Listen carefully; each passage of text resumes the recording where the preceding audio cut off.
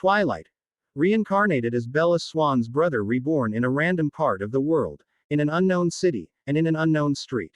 A teen of about 19 years of age was walking down the road towards his destination, wherever that may be. While doing so, he spotted a kid playing football in the middle of the street, a common sight in less urban areas of the city, but at this moment a truck was seen coming towards the kid. The driver inside looked asleep with his head resting on the steering wheel. Noticing this, the teen screamed at the kid and started running towards him. The kid, frozen from fear, be it from the screaming adult or the truck coming closer, wasn't an important detail as the teen noticed and grabbed the kid, trying to get out of the way, but subconsciously figuring out that there simply wasn't enough time, decided to simply push the kid outside of the range of impact from the truck. Crash. It was dark, and you couldn't see anything besides a white light that kept coming closer to you. Waking up from what seemed like a deep sleep, the teen looked around, noticing that everything around his was pitch black, with what seemed like a white dot made purely of light coming closer and closer to him. Am I dead? He thought. I got run over by what is possibly more than 3 tons. The possibility of me surviving doesn't seem feasible. While coming to this conclusion, the white light had already come close enough that something could already be noticed inside of it. The blinding light started dimming fairly quickly, revealing an average man of what looked like 40 years of age. The man, clothed in white, levitating above the floor, gave off a completely different image than what a normal man would, though. It was an aura of serenity and calmness that seemed to defy the laws of the world. The man's eyes seemed to reflect kindness and love for everything that existed. Hello, dear child. Are you able to talk inside my head? Considering everything else, though, that doesn't seem that outrageous. The man continued on. You are dead, as you may have already figured out. I am sorry that one of such age is already gone from the world of the living, but you need not worry, as I will be allowing you to live in the afterlife, the world you're dreaming of. I see. Yes, I have already found out that being dead is the only explanation for all of this. You are God if my assumption is correct, and I'm going to heaven. The world of my dreams. What does this all mean? Simply put, you will be given a choice. If you wish to rest, you will be sent to heaven and will sleep there in peace for all of existence, or you can choose to be transferred to the world of your dreams, but beware, as even I cannot control such a world completely and can only help you get there and give you some help. I see. Well, I don't need any time to choose since I picked the world of my dreams. All right, child, what world would you like to go to? I get to choose. Well then, I want to go to Twilight. I'll give you 3 wishes to help you along your journey, but they cannot be anything that breaks the limit of the 3 wishes, meaning no asking for more or trying to circumvent the rules, since while I would like to help you more, as I said, my power is limited. All right then, let me think about it for a few minutes. I'll be waiting. Take your time. After a few minutes passed, the teen looked at the god and told him his wishes. My wishes are: 1. I wish to be a traditional folklore vampire with none of the weaknesses, as well as a beating heart and blood still running through my veins. I also want to be the progenitor of said race, meaning that I am the strongest out of them. 2. I wish for true immortality, meaning that nothing will be able to kill me, and that the only way it's possible for me to die is by wanting to die. 3. I wish to have a mental shield that is controllable and allows me to show people my thoughts if I so desire. All is acceptable, my child. For the finalization, when and where do you want to be born? I wish to be Bella Swan's brother and get my memories of this in my old world on the day that I wake up to go to Forks High School. I would like to be the same age as Bella. Could you also modify my looks so that I could be more beautiful? All shall be granted. Now forward into your new life, young one, said the so-called god, and in the next moment, the teen couldn't be seen anywhere. Beautiful, careful what you wish for, said the god, while his face contorted into what could only be described as a horrifying smile. Blank, underscore, blank, underscore. In the bedroom of Alex Swan, 6 a.m. Alex Poven. The bed could be seen a teen sleeping soundly, but the peace was broken quickly as the teen's body started writhing, screams tore through his throat, and sweat started dripping from his forehead. Alex, Alex. A voice could be heard from outside his door screaming at him in concern. The door to the bedroom swung open with haste, and in came a young teenage girl. Coming to the side of what is presumably Alex, she started shaking him, thus causing him to jolt back to consciousness and stopping the screams and grunts of pain as if they never were there, to begin with. Alex, are you all right? What's wrong? Said the girl in anxiety. Bella. What's wrong? Why are you in my room? Said Alex. What do you mean what's wrong? You have been screaming from the last minute, looking in pain, said Bella. I have. Well, you don't need to worry. I feel all right now, replied Alex, turning his head to the top of his desk. He saw his clock showing that it was already morning, the time being 6:04 a.m. Turning back to face Bella, you should get back to your room and start preparing for school. It's our first day today, and we wouldn't want to leave a bad impression. What do you mean by bad impression? You're clearly more important than school or anybody else right now, said Bella in anger. I already said I'm all right. Don't get on my nerves and just go, replied Alex in faux annoyance. Bella seemed to get fed up with him and turned around and stomped to the door, turning her head at the last moment and saying, I know that you don't want Charlie in on this, so I won't tell him, but if this happens again, then be prepared.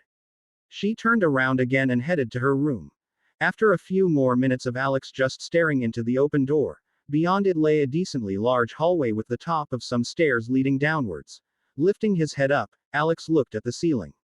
It was real, huh? Getting up, he went to his drawer and started getting ready for the first day of his new high school. His mind had already combined both sets of memories, and doing so seemed to surprisingly aid him in more ways than one, seeming to make him more mature and calm as his life experiences doubled in a few minutes. About half an hour later, a clothed Alex was going down the stairs to the first floor of the house. Alex, you've woken up. Did you sleep well? Said Charlie Swan, the chief of the police in Forks, Washington, as well as the divorced father of Bella and Alex Swan. Yeah, Dad, I'm awake. I slept nicely, so you don't have to worry. The room was just like I remember it as a kid, just as cozy as always, replied Alex. That's nice to hear. I haven't touched it since you left as a kid, so I'm glad that you still like it. Bella should be ready by now as well, so you can get a ride from her to school. I started the procedures to get you a driving license, but it seems like there was a complication, and it's going to take a while until you get it, said Charlie. It's all right, thanks, Dad. Moments after they finished their conversation, a set of hurried steps could be heard coming from the stairs as Bella came down and said, Come on, Alex, let's go. We are late. Alex follows her into the truck, and they drive off to school. First, a rusty truck could be seen in the distance. After a minute or so, the truck closed into the parking lot of Forks High School. As the truck started parking, the sounds of the old engine could be heard, roaring by all the high schoolers around. It seemed like all of them had just arrived and were still staying around to greet each other. Inside the rusty orange truck, the people could be seen while one was blushing furiously and unsightly words coming out of their mouth, the other could be seen smirking. This damned truck. I don't want to hear a single word out of you, Alex. You hear me? I haven't said anything, though, replied the boy in question. Ow! Grunting in frustration, the girl slammed her fist into the truck, turned it off, and got outside the car. All around them, there were a few dozen of high schoolers, all looking in their direction. With Forks being a small town, everyone knew everybody, so it was surprising to see someone new. The boy turned the handle of the door and got out of the car as well, closing the door behind him as he turned and looked towards the entrance of the school. Looking around, he noticed that almost everybody around him seemed dazed. It didn't matter what gender they were, as all of them were showing captivated looks. Seems like God truly did grant my wishes and not just send me here. Does that mean that I'm fully vampire now as well, since I can't seem to notice anything different from what a normal human body would be? After a few moments, the teen stopped staring at what seemed like a god of beauty, his hair black as the night, looking as if it was made of waves that seemed to flow down to the end of his neck. He seemed to be about 6 foot, with a built body and pale white skin almost seeming like it was made of porcelain, his eyes a shade of unnatural black that seemed to engulf your very soul. Turning back to his sister, the boy noticed that she was staring quite intensely towards a group of people around a silver Volvo.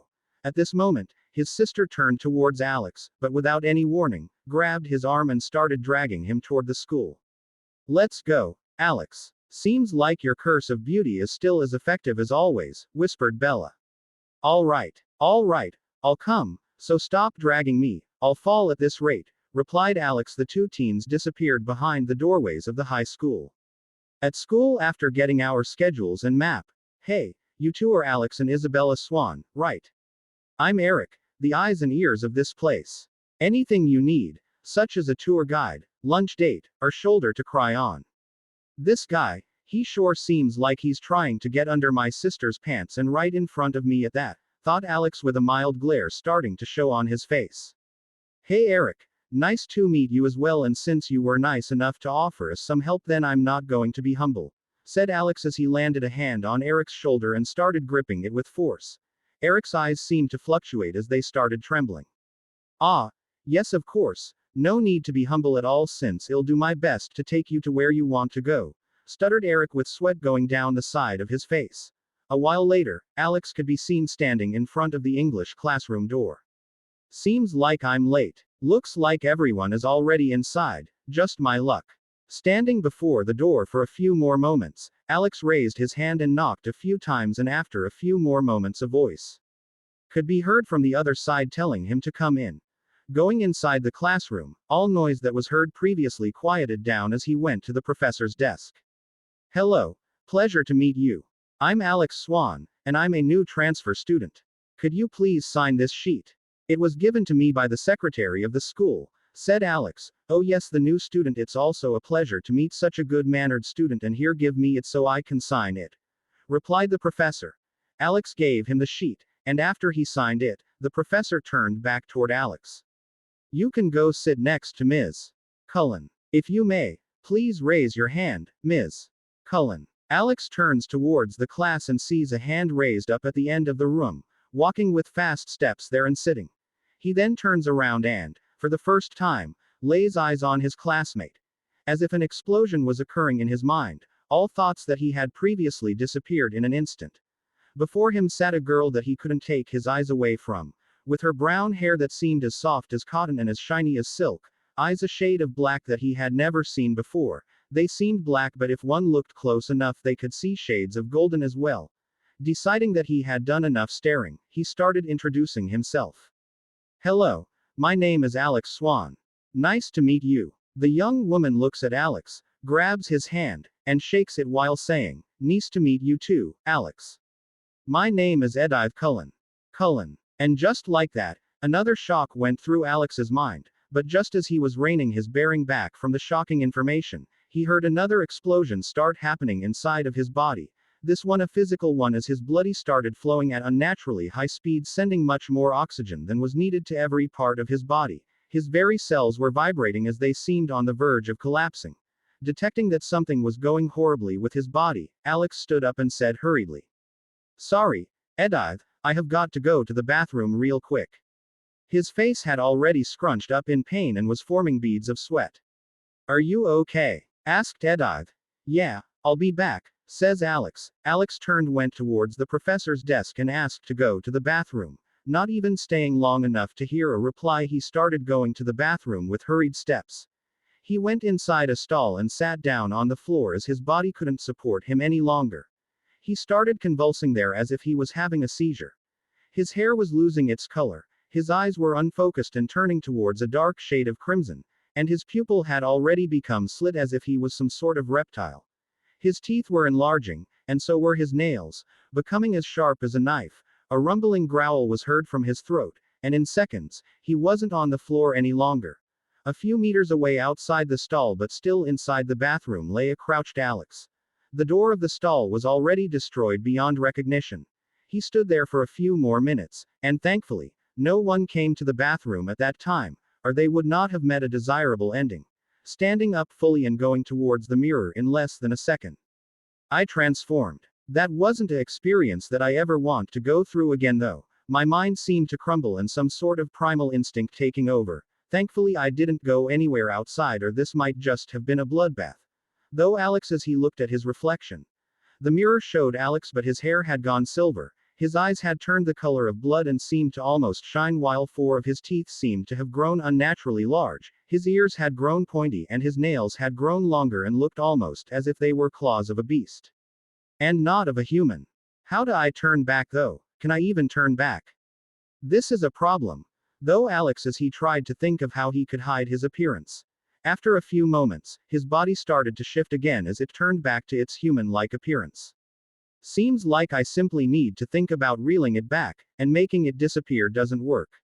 It's more like hiding something under a rug than it's making it invisible.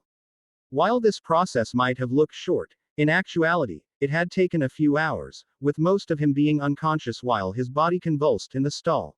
It was a wonder that Bella hadn't gone looking for him yet. First day and already skipping classes, Alex thought with a slight smile. It's already lunch, huh? Well, I better get going. Cafeteria. Walking through the halls of his new school, Alex looked around, trying to familiarize himself with the place. It was still quite confusing, however, and he had to look at the small map of the building that had been given to him this morning. The halls were empty at the moment, with only one or two students walking around here and there, quickly heading their own ways. Arriving at the doors of the cafeteria, Alex pushed them open and walked in. The cafeteria was a huge hall with quite a few long tables and a counter on the right side where the food would be served, but it seemed like he had come a bit late as everyone was already seated. When he came into the hall, everyone turned their heads and stared in Alex's direction as if they were looking at an alien or some extraterrestrial being. Alex just sighed under his breath as he thought, I guess this is what happens when there's a transfer student in a small town high school. Deciding that he didn't have time for this, he went towards the counter to his left to see if there was any food left that he could take. Though I'm pretty sure I won't need to eat anything as a vampire, food is still delicious. Alex thought as he arrived at his destination. Behind him, the whole cafeteria erupted into murmurs, and sadly, he could hear them all as if they were right next to him. Hey, isn't that the other transfer student? Yeah, heard his name was Alex Swan, Bella's brother. He looks hot. Alex thought that voice sounded male, but he quickly shook his head, trying to get the thoughts outside his head as he tried to ignore the sounds, which was proving quite the challenge with his newfound senses. Behind the counter was a small woman wearing a white apron.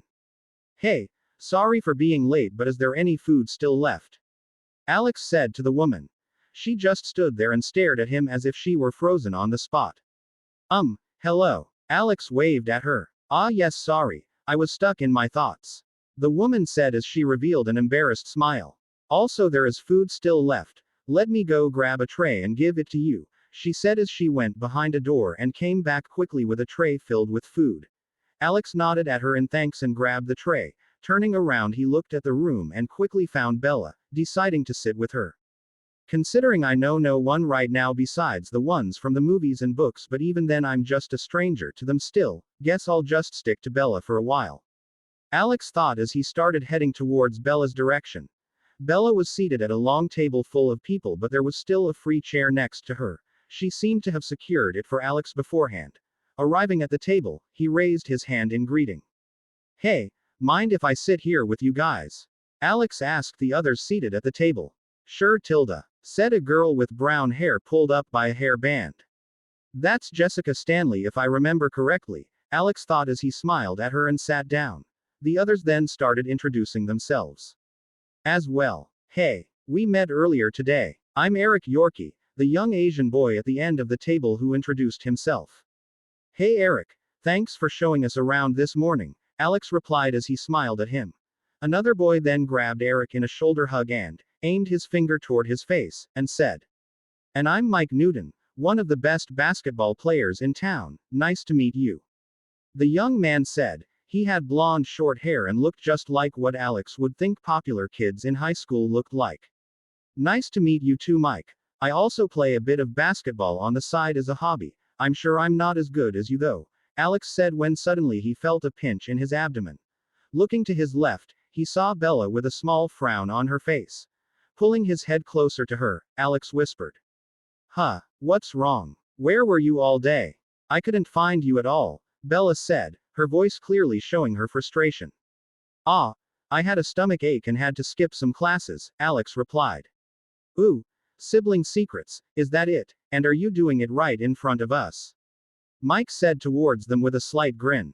No, she was just asking me where I was during classes this morning, Alex replied to Mike, revealing a slight smile himself. Alex then turned towards the last person on the table. It was a young girl who looked to be Asian with black hair pulled up in a loose ponytail behind her, wearing off-white colored rimmed glasses.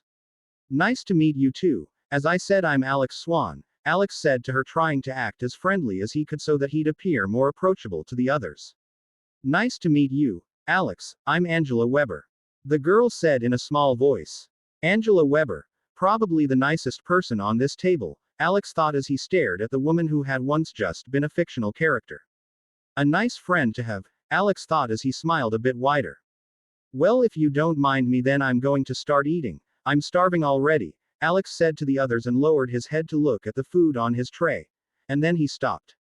Right, I totally forgot that the food served in high schools is abhorrent. Alex's expression changed into faint disgust as he thought while looking at the food on his tray. Yeah, it's not really appetite-inducing, is it? Jessica said as he looked at the food. What do you mean? It looks okay to me, Mike said, and Eric seemed to agree with him as well as he nodded his head. Right, Jessica and Angela said while looking at the boys. Well, turns out I'm not that hungry, Alex said, his expression saddened at the thought that this was what he would get served here for the next year. Either way, what were you guys talking about while I wasn't here? Alex asked, trying to start the conversation. Oh, we were just telling Bella about the Cullens, Jessica replied with a faint smile as she crossed her hands in front of her chest while trying to show off to Alex. Is that supposed to impress me? Alex thought as he looked at her. Right, the Cullens. Why don't you tell me more about them as well? Alex asked as he turned to look around the room as if in confusion. It'll be good to act like I don't know them. With how those disco ball vampires hold their rules, then it would just bring trouble, Alex thought. Ah, they're the ones at the end of the hall. The ones that look as if they're made of marble or something, Jessica said as pointed with her head in their direction. Alex finally turned his head around and stared in the pointed direction. There, seated at a table at the end of the cafeteria, were the disco vampires. They really weren't joking when they described them as absolutely gorgeous in the books. Alex thought as he stared at the 5 individuals seated at the table. There, seated at the table, Alex could see 6 people. Biology, they're seated on the table at the far end of the hall. Alex could see the 6 vampires. Disco balls would be a better terms, Alex thought as he grinned at his own joke. The one at the right side on the far back was a huge man with short hair. He had a goofy grin on his face as he joked about something with the person next to him. The one he was joking with was a man with blonde curly hair. His expression while he talked with Emmett seemed to show that he was frustrated with something. I see what they meant now when they said he looked like he was in pain. He totally looks like he has a stomach ache, or maybe he just wants to eat every human in the vicinity. Alex thought as he turned his eyes to the others. On the other side of the table were seated 2 women. One was small with black hair and a pixie haircut while the other was quite tall for a woman. She had blonde hair that went down to her chest. They were both beautiful beyond what seemed humanly possible. And finally, the last 2 members of that table were seated on the top and bottom of it respectively. At the head of the table was a man with brown hair styled up. Edward, the annoying bastard. Alex thought as his brows furrowed a bit. No, if I'm being honest, then the only ones that aren't annoying are Emmett and Alice, at least in the beginning. Jasper is also alright, but I don't really wanna fight to protect my neck anytime soon. And at last, Alex turned his eyes towards the new girl. She had hair the same color as Edward. It flowed down to her chest. Alex remembered getting seated next to her during his first class this morning. Her face is like she's Edward's twin or something, Alex thought, and then it finally came to him. Gender swapped Edward. Though she seemed to not have gotten his shitty personality, but that makes no sense. If she's gender swapped Edward, then she should have a similar personality, unless the only reason Edward acted like he did was because of Bella's blood singing to him. Alex thought as he finally turned his head back. Jessica then continued on her rant about how the Cullens were so weird and disgusting, but Alex didn't really pay her any mind and simply waited until the bell rang and got up. Hey, I'm going to class. It was nice meeting you all, Alex said as he turned around only to feel someone grab his hand. Wait, Alex, I'll come with you, Bella said as she got up as well, smiled awkwardly at the others, and quickly dragged Alex outside the hall. What class do you have now? I got bio, Alex asked Bella. Oh, we got the same one. Now let's go, and don't leave my sight again. Do you know how worried I was about you all day? She said as she furrowed her brow and her mouth turned downcast. Sorry, Alex said as he raised his hand behind his head in an embarrassed manner. Bella just HMPHED and they continued on their way towards the next class. getting lost a few moments later. I told you, we should have asked someone for directions, Alex said, feeling quite exhausted with the entire situation at hand. It's fine, we just need to follow the map, Bella said as she started walking in a direction. Finally, after a while, they finally found the bio classroom. We are so late, why don't we just skip this? Alex asked in a pleading tone. He had been following Bella for a while now while she tried her best to find their destination. Is she Zorro or something? Alex thought as he affirmed his decision to never allow her to give him directions again. Are you crazy? You already skipped the whole day. Bella whispered, getting progressively angrier. Yeah, so what's one more to the count? Alex said with a smug smile on his face as if he had won the argument. I'm sure Charlie will love to hear about this, Bella said as her eyes darkened and a smile also appeared on her face. Ah, you wouldn't do that now, would you, Bella? Alex said nervously as he went towards the door of the classroom and knocked. Come on, let's go be good students, Alex said with a closed-eyed smile. It didn't work well at convincing anyone though when his smile kept twitching. Then they heard a voice telling them to come in. Going inside they could see that every student was already seated and the professor had already started the lesson. Hello, Professor. I'm sorry for coming late, but we couldn't manage to find the classroom, Alex said towards the man who appeared to be about 30 years old with short black hair and was wearing glasses.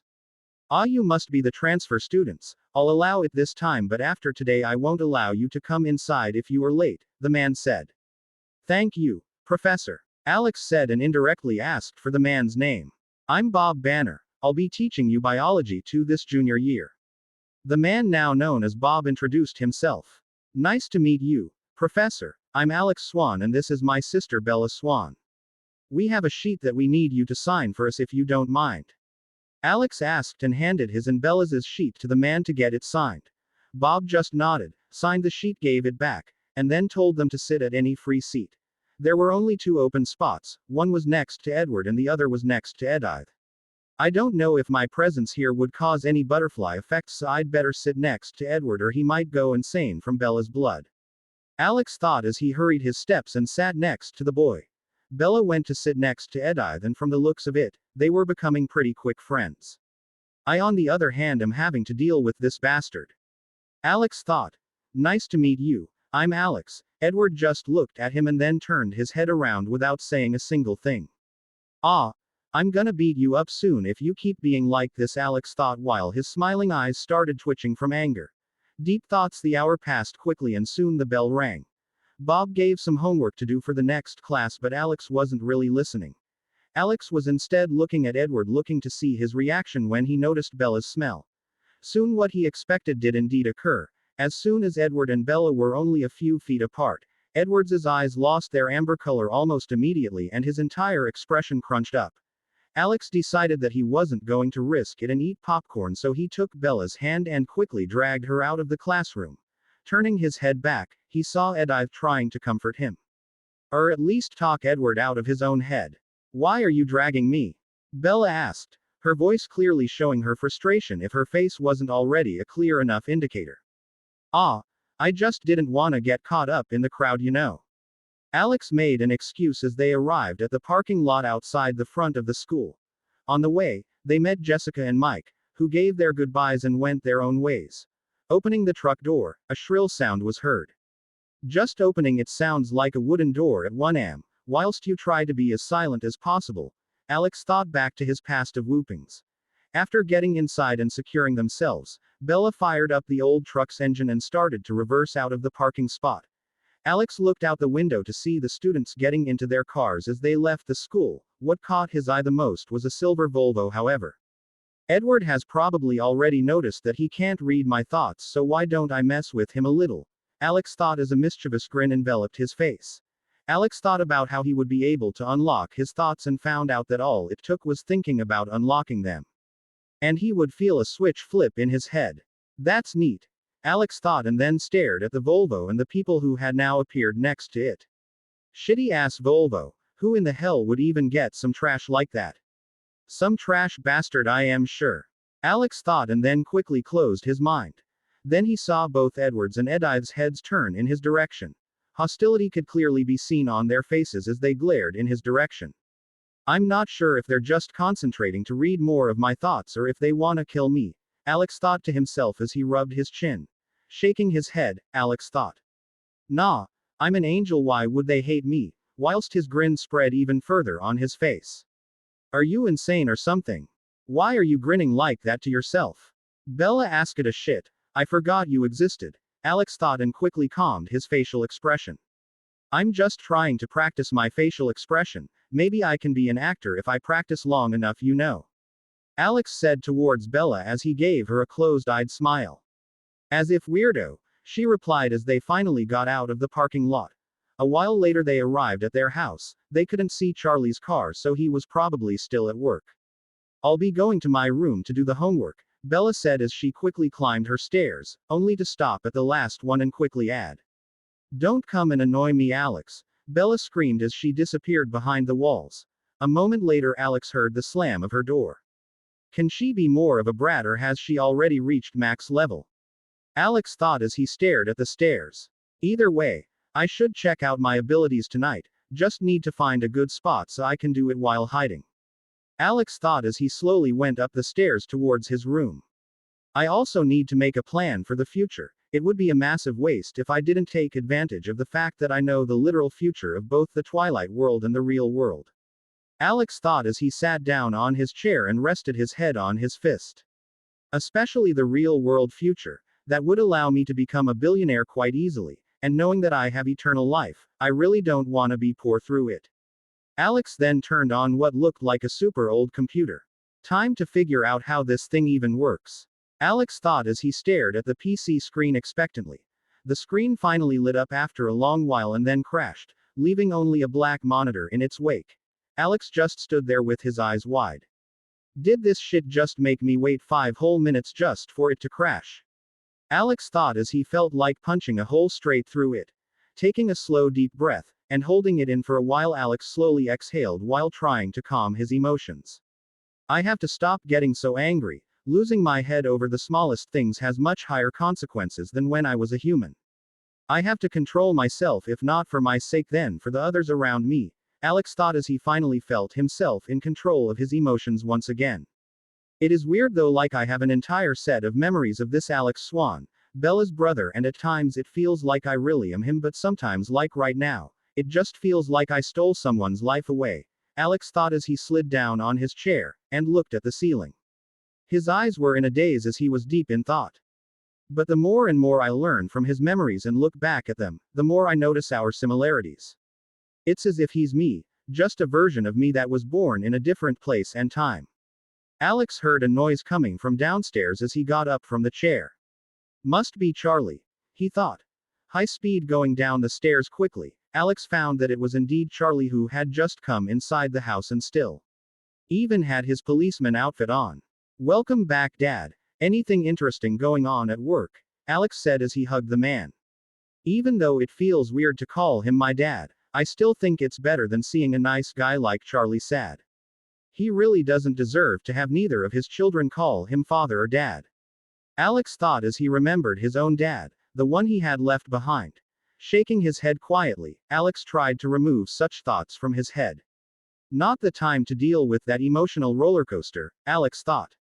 Nothing new, just a simple case of robbery. The criminal was the grandson. The kid thought he could buy a new computer with the money but was found out quickly by his parents, so the case solved itself. Charlie said as he started going upstairs. I'm going to change in my room. Wanna head out and get some pizza after, Alex? I know a really good place in town. You used to love going there as a kid. Charlie said as he faced Alex from the end of the stairs. Sure, Dad. I'll call Bella, Alex said as he followed the man upstairs and went to knock on Bella's door. Knock knock, can I come in, Bella? Alex asked, and then a second later heard Bella grumbling as she answered him to come on in. Opening the door, he found her laid out on the bed reading a book about some old classical musician. Still reading that shitty book? Classical music is alright, but even reading about the damn musician. Isn't that a bit of an obsession? Alex asked in a tone he only reserved for when he was teasing Bella. Shut up. You wouldn't ever understand me, Bella screamed like a heathen, or at least Alex thought so. All right, calm down, you demon from hell. Dad wants us to go to a pizza place. Come downstairs in half an hour, or I'm burning their books. Alex said and then quickly closed the door and headed downstairs. He didn't need to have supernatural senses to hear the demonic screams from behind that door. Shivering, Alex rubbed his hands as he thought.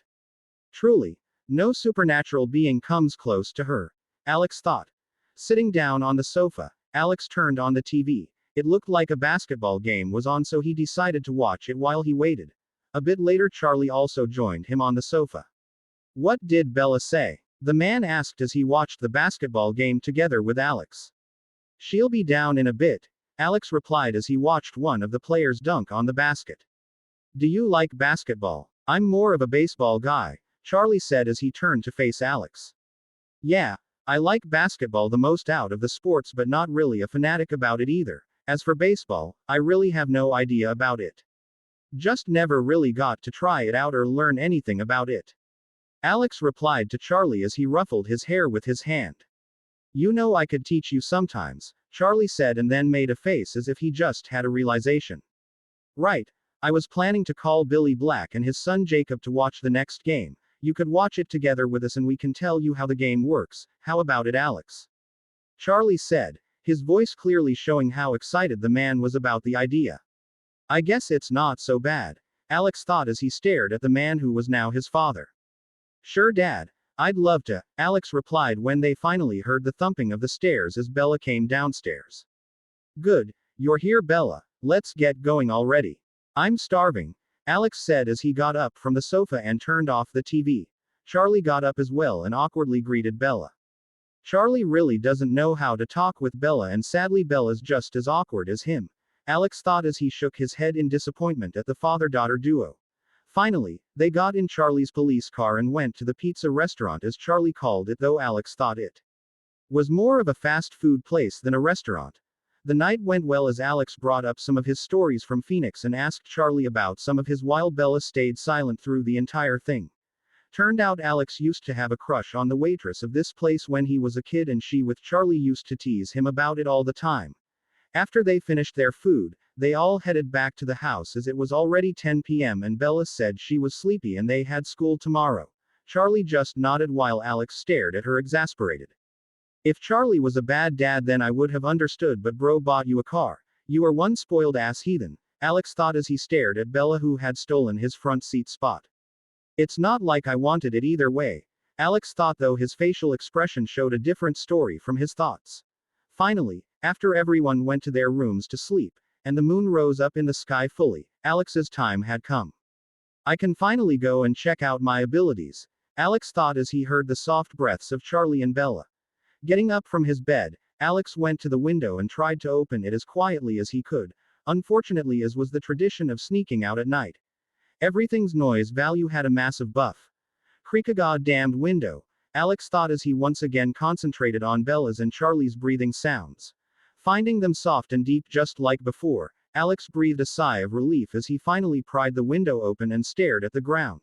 Gulpy, no, I have superpowers, but it's still scary as hell to jump from a second story, you know. Alex thought as he made up his mind and then closed his eyes and jumped down. And he landed perfectly. That felt like I jumped on a cushion, Alex thought in amazement. His expression looked like he was a kid who had just found the most amazing toy in the world. And this is just me without even transforming, Alex thought as he grew more and more excited. First, let's find a spot in the forest though, don't really wanna do this in front of my house, Alex thought and then dashed towards the forest on the other side of the road, right in front of the house. At first, his speed was normal, but as he tried more and more, that quickly changed. I'm not even really trying, it's like if I think about going faster then my body goes faster, Alex thought as a wide grin engulfed his face. His handsome face didn't help him this time, as that grin and running at superhuman speeds at midnight did make him look like a demon. Abilities and embarrassment. After a while of running, Alex arrived at a small clearing in the forest, if it could even be called a clearing at all. There was a small stream of water and a couple of old trees that had fallen on top of it, looking like a natural bridge. Looking around, Alex noticed that there weren't a lot of animals around. Besides the old owl that he could see perched on top of a tree, there really was nothing. I thought the woods would be much more populated than this, Alex thought and then shook his head. Doesn't matter. Time to check out my abilities, Alex thought as the grin on his face kept getting wider and wider. First of all, let's check what my strength is without transforming. I seem to have supernatural speed, but just how strong am I? Alex wondered as he couldn't help shaking from the excitement. Going towards the old tree that had fallen on top of the water stream, Alex grabbed it with his hands and tried as hard as he could to lift it. Bang! The tree had exploded on his face. He had pulled it up so quickly that Alex was caught by surprise when it hit his face and shattered. Alex stood there looking at the broken pieces of wood on his hands. Have I underestimated myself? Alex thought, bewildered. If I'm this strong without transforming, then aren't I completely broken? Alex thought as he remembered what the feats of the Twilight vampires were. Either way, at this point I am just as strong as them without transforming, maybe stronger, though I can't judge how heavy a broken and old tree trunk is, so I'll say that I am of similar strength to them until I find some heavyweights or just have a competition against someone like Emmett, Alex thought, and then took a few steps behind him. Finally, time to transform. Alex thought and got ready, his hand clenched at his hips. Wait, what am I doing? Doing this stance makes me look like I'm about to go Super Saiyan or something. Alex then wondered if he should scream at the top of his lungs. No, calm down, let's just be normal, or at least as normal as I can be in this situation. Alex then tried to bring back that feeling of transformation he had achieved in the bathroom earlier that day. It started suddenly and it didn't even take a second. His black locks of hair were turning white quickly. First, the hair turned gray and then a split second into platinum white. His nails extended for a few centimeters, now resembling animalistic claws, and his eyes turned red, the pupil thinning and turning cat-like. Alex even felt like his skin and muscles were tightening now that he wasn't in as much pain as during the first transformation. Overall, Alex looked like a completely different person. It was as if he had truly turned into a beast, as even the few small animals that had been close by had quickly scattered. Licking his front teeth, Alex also noted how the canines had grown longer and much sharper than what was considered normal. Won't these pierce my tongue accidentally all the time though? Alex wondered, but no matter how much he tried to do so, the teeth didn't damage or pierce his tongue at all. Does that mean my tongue is tough, or is my instinct just not allowing me to pierce my tongue willingly? Alex thought, and then turned towards the trees around him. Well, time to see how strong I am. Alex thought and quickly sprinted towards the tree, his arm cocked up and ready to unleash a punch. Things, however, didn't work out as he had planned. Running face first in the tree certainly didn't seem like part of the plan, at least. Getting his face outside of the tree, he saw it slowly start to collapse. I'm way faster in transformation, but it looks like I need to practice, or this would just be a handicap at most. If I can't even punch someone and can't even control the direction when I'm running, then isn't the transformation more useless than useful?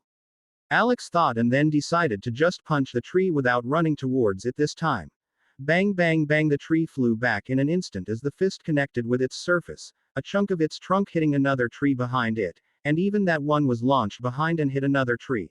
At once, 3 trees were felled from one punch. Am I One Punch Man or something? Alex thought jokingly. Going towards the chunk that he had severed from the tree, Alex took it in his hand and then threw it towards the night sky. The piece of wood vanished from sight as it flew up at high speeds. Alex waited there, but the chunk of wood was only a few 10 seconds later. With this much speed and strength, if I can control it, that is, then I would be unstoppable in any encounter unless I get jumped by tens of vampires, but even then learning how to wield a sword or simply martial arts would allow me to beat them probably. Alex thought, and then wondered about the last 2 abilities. He was sure the type of vampire he had asked God to become had. I can't check out days by myself, but turning into a bat is something I can do myself. Alex thought as his grin widened in anticipation. With his transformation. In effect, Alex really did look like a demon at the moment. If Charlie or Bella had seen him like this, then they would most certainly have fainted immediately. Then the grin fell from Alex's face. How do I become a bat? Alex thought, stumped. Bat transformation, Alex said out loud. The only thing that happened was the wind sweeping through the small clearing. Shit, I'm just embarrassing myself at this point, Alex thought as he almost punched himself, only to stop when he thought of his power. Circling around, Alex thought for a while. He tried willing it, but nothing happened, even tried saying it out loud or thinking about it, but it was the same. Nothing, over and over. I'll just have to try again another time. I need to get back. If someone finds out I sneaked out, then I'd be in one annoying situation. Alex thought as he transformed quickly. The entire process didn't take more than a split second and he was back to his usual self. Turning towards the direction he came from, Alex ran as quickly as he could, the wind hitting his face harshly, but it didn't affect him or his opened eyes. It felt like nothing even though he was going at great speeds. I can remember the path I took clearly, as if I have been going through this way for years. Do I also have a perfect memory or something? Alex thought as he finally arrived back at the road. Thoughts arriving at the house, Alex quickly jumped up towards his window and then got inside his room. Turning around, he slowly closed the window behind him, though not without it creaking like hell on earth. It's always at night, always. It's like they hate me. Alex thought and sighed quietly to himself, finally getting the window to shut up and closing it. Now, what do I do? Alex thought and started circling around the room, lost. He continued walking around for a minute until he stopped. Yeah, sleeping isn't really gonna be easy, especially after trying those kick-ass abilities, Alex thought as a grin emerged on his face just thinking about his supernatural strength and speed. Slapping himself in the face a second later, Alex thought. Okay, let's calm down first. And then he sat on his bed and continued thinking what he would do for the rest of the night until it was time for him to go to school. I mean, it's a good way to see if I get tired or if I need to sleep, and I could always continue trying to transform into a bat, though it would be pretty bad if I transformed and then heard someone coming to my room and I didn't know how to transform back. Alex thought and then nodded his head as he stared out the window, at the shining moonlight that had now brightened up the night. Alright, I'll try to transform into a bat until the sun is about to come up, and then I'll stop. This way the chances of anything going wrong should be minimal, Alex thought and then got on his feet. Though I feel as if I just jinxed myself or something, actually I think it might be called that I raised a red flag. Whatever, it's one of those. Alex thought and started thinking hard about how to transform. He tried everything for hours, thinking it very loudly in his head, clenching his buttocks, clenching his feet, wishing to God, the devil, and every other creature out there, even Dracula himself. Nothing worked though. Damned, with how much I've been trying, I'd have farted or worse if I was still a human, Alex thought and then shook that disgusting thought out of his head immediately.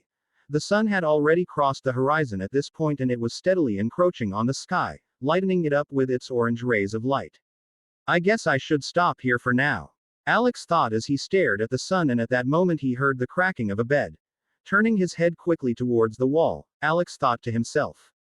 Yeah, I guess with my super hearing I could notice someone coming from miles away even without seeing them. Me taking so many precautions so I don't get suddenly found out by someone were truly useless, weren't they? I mean, not really, but kinda. Alex thought and then sighed and took his clothes down quickly. He grabbed his pajamas quickly and then tried to put them on as fast as he could.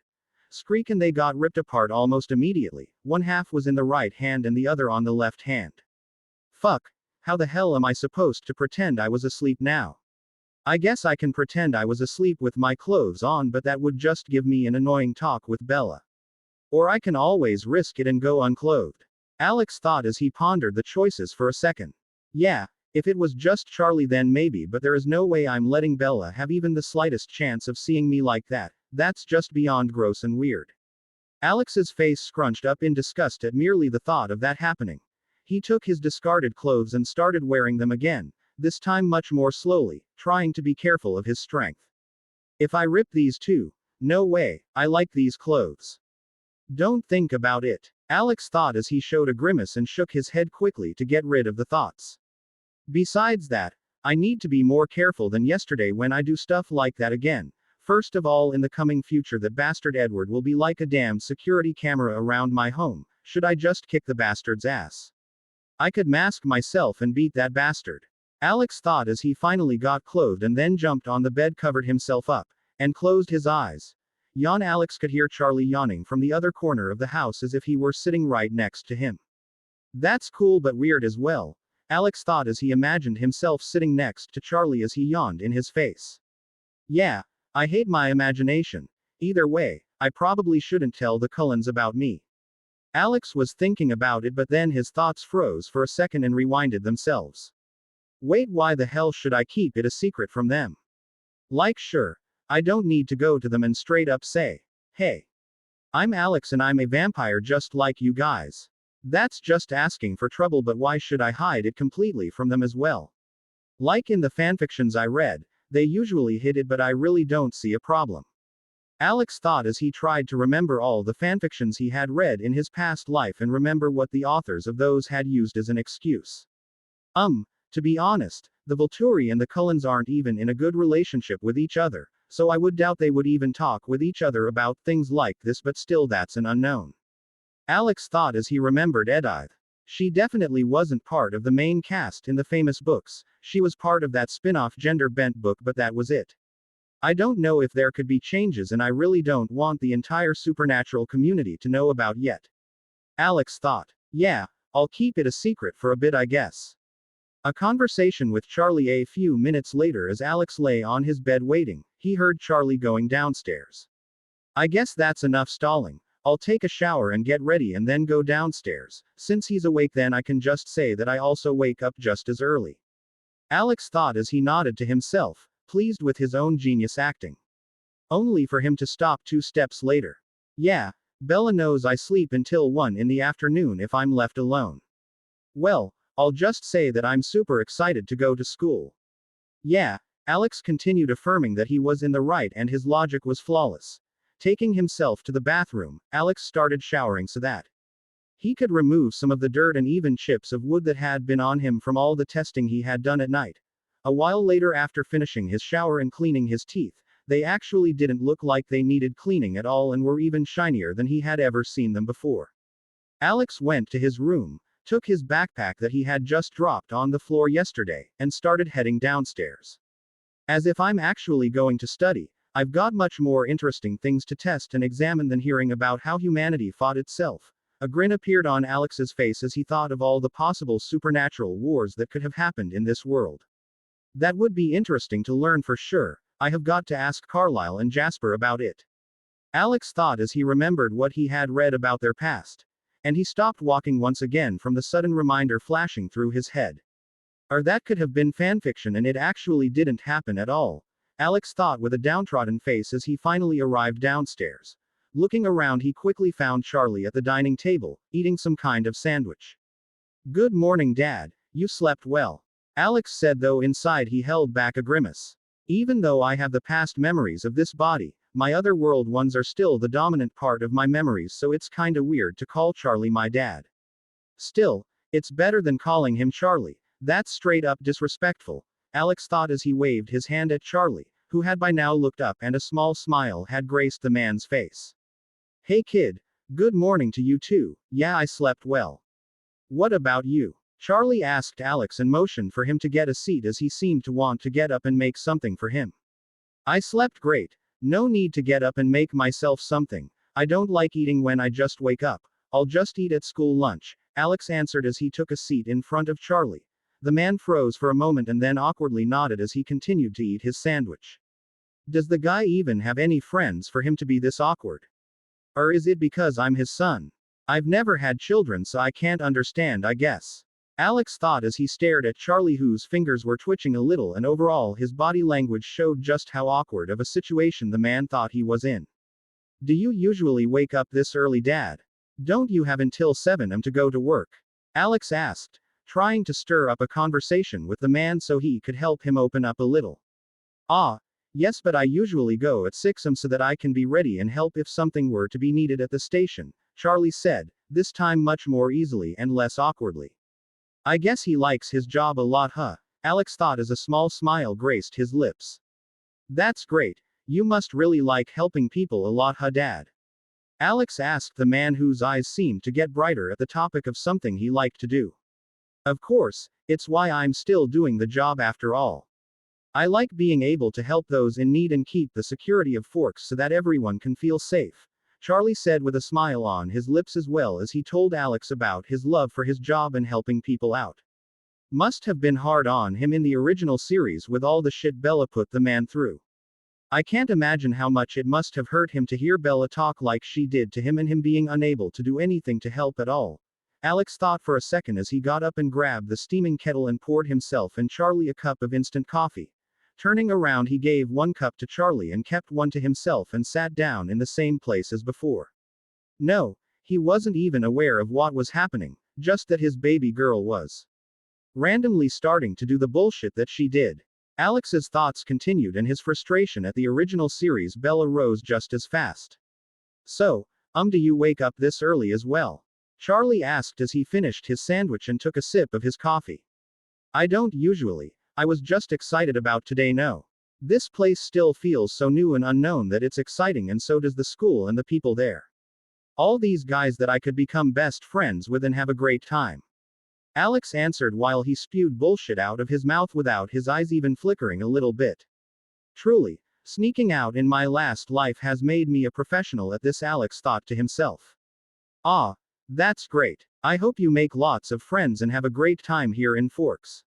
If anyone bothers you though, just tell me and I'll deal with it, alright son? Charlie replied, a happy look on his face at Alex's answer. The morning continued. Saw, if only you knew, Charlie, just how dumb someone would have to be to mess with me at this point. Alex thought to himself. But what he actually replied to Charlie with was, of course Dad, I'll let you know, but I usually don't bother people, so I don't really get into any trouble, it's just annoying to deal with, you know. Alex replied as he took a long sip of his coffee. It's super hot, but it's not burning me at all, it just feels nice, Alex thought to himself as he looked at the steaming cup of coffee in his hands. Ah, that's great. That's what I usually think like as well, Alex. Charlie nodded and then likewise took a small sip of his coffee and continued. Have you made any friends yesterday? Charlie asked. Would those guys who sat with Bella be considered my friends as well, or just her friends? Alex thought but then just decided to nod. Yeah, I made some friends, both me and Bella. We sat at the same table, so I guess they are friends to both of us. This is Mike and Eric, Guy and Jessica and Angela. You know any of them? Alex replied. Ah, Mike Newton and Eric Yorkie, they're good kids, I'm glad that you made them your friends. Angela and Jessica are good as well, though I know less about them compared to the boys. Charlie answered, his face bright as he explained what he knew about the kids' families. Alex stood there and listened to the man ramble on for minutes without interrupting him. A while later, Charlie finally stopped and scratched the back of his head, and laughed a little. I guess I got a bit carried away there, son. I hope I didn't bore you, Charlie said as he looked at Alex. Not at all. It was all very interesting to know, and it's always nice having more information about the people around you know. Better to know than to hang out with the wrong crowd. Alex replied, trying to reassure Charlie that it was all fine. Charlie nodded and then both of the men just stood there in silence enjoying their cups of coffee. It was a while later that Charlie heard footsteps coming from the stairs. Seems like Bella's awake, Charlie said as he turned to look at the stairs coming from the second floor. Alex nodded. He had heard her wake up and move around half an hour ago, but couldn't really tell Charlie, considering it would take superhuman hearing to be able to notice. He would have just looked weird for half an hour when Bella didn't come down. Yeah, seems like it, Alex said and got up and went towards the couch, first turning on the TV and then lying down. You're about to head off to work, right? Alex asked from behind the couch. Yeah, I'll be going off now. Tell Bella I said good morning. I made 2 sandwiches for both of you and they're in the microwave, Charlie said as he got up and headed towards the door. Krang, the front door made a loud noise as he pried it open, its old age showing. See y'all later. Today then, Alex said loudly. See ya, Alex, Charlie said and then closed the door. Turning towards the TV, Alex saw the morning broadcast was on. It was just showing that today would be just like always, with a gray cloudy sky in Forks with a little drizzle of rain happening once in a while during the day. This is one depressing place to live, I'll give them that, Alex said his thoughts out loud. It is. I hate the weather here, I'm already missing the weather in Phoenix. Bella, who had just come down the stairs, replied to Alex. Phoenix better than here. Are you sure we are talking about the same Phoenix, Arizona? The one where you feel like you're about to melt from the heat? Hell no. I'd take cloudy skies over that any day, every day of the year. Alex replied to Bella as he turned around to look at her. Yeah, you do you, Bella replied as if what Alex just said was the dumbest thing she had ever heard. Ha! Either way, Charlie made us sandwiches, they are in the microwave, help yourself, Alex said as he motioned for the microwave next to the sink. Bella nodded and took the sandwiches and started eating her breakfast. Why are you up so early? She asked as she stopped eating for a moment. Couldn't sleep longer. Feel kinda excited about being in a new place still, Alex replied as he continued to watch the morning broadcast. A while later, Bella finished eating her food and started heading upstairs once again. I'm going to get ready. I'll be back in a bit and then we can head off to school, Bella said as she went up the stairs. Alex didn't reply as he thought to himself. Back in a bit. Go to school right after. What do you mean you? Damned woman, it's barely become 6 in the morning. Are you telling me that you're going to talk half an hour up there and call it a bit? I guess if the stereotypes are true then it makes sense, but damn. Alex thought to himself and then slapped his face, though it made a louder noise than he would have liked and he ended up rubbing his face after. Why did I do that? He thought to himself as he tried to reason on how his logic of hitting himself with what could be a human-powered slap was considered a good way to get rid of him thinking about Bella needing that long. Just as he thought, a half hour later Bella came downstairs and he got up, heading towards the door. Taking his school bag which he had left next to the dining table, Alex said. You got everything. Are you finally ready? Though his voice betrayed his outward nonchalance, showcasing his annoyance at having to wait. Bella just smirked in his face and then headed to the door, car keys in hand. Yup. Let's go and I'm driving by the way, Bella said as she opened the door. Damned rat. Alex whispered to himself. What was that, Alex? Bella asked as she turned around. Nothing. Let's just go, Alex replied quickly. Best friends heading towards the car. Bella opened the door and hopped into the driver's seat, put her backpack next to her, and then tried to ignite the car. Krang, the car door opened and Alex sat down on the front seat. Were you going to leave me, huh? Alex asked with a twitching smile on his face. Who left you? Aren't you in the car? Bella asked with an innocent smile on her face. Twisting the key, she tried to get the car to start up. Grnkg Kurt, it made a lot of noise for what felt like a few minutes to Alex until it finally decided to wake up and the engine finally started pumping its pistons. Sure took its time, Alex said absent-mindedly. Yeah, thought it wouldn't ignite for a while there, Bella said as she put the car in reverse and started heading out. It's really uncomfortable having you drive this thing, you know, Alex said as he stared at Bella reversing out of their house and into the road. Why? Are you scared I'll drive us into a ditch? Bella asked, her voice sounding frustrated. I mean, you can barely walk on your own feet with how clumsy you are. I'm amazed how you even managed to land yourself a driving license, Alex replied, a smug grin on his face. A damned bastard is what he is, Bella said under her breath. Alex heard it all though and all it did was increase the smugness in his face. Finally, after getting on the road, it took them about 10 minutes and they arrived at the school's parking lot.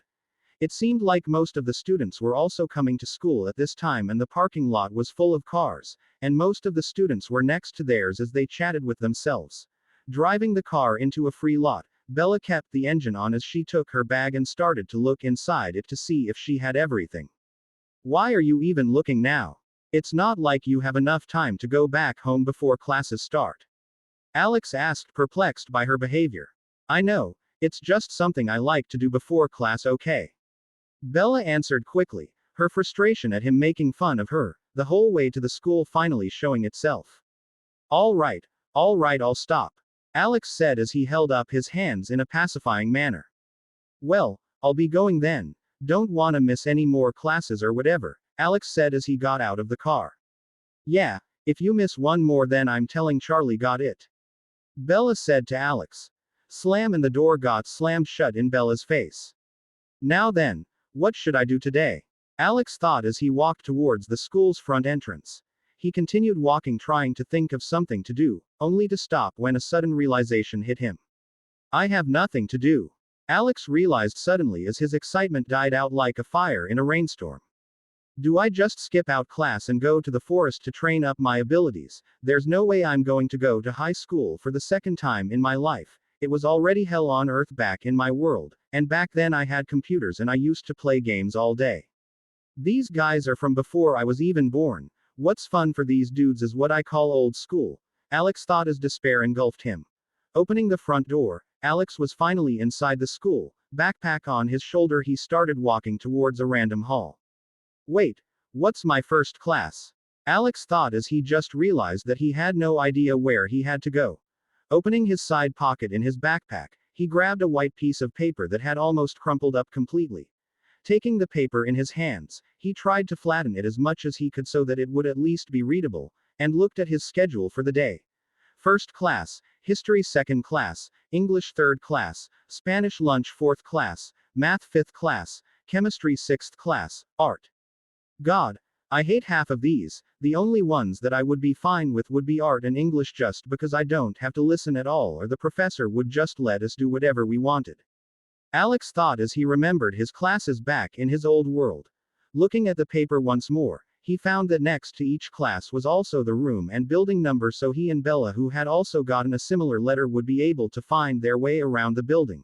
Nodding his head, Alex turned around and started walking in the complete reverse direction of where he was going initially. I sure was heading in the right direction. Maybe I should make my nickname Zorro.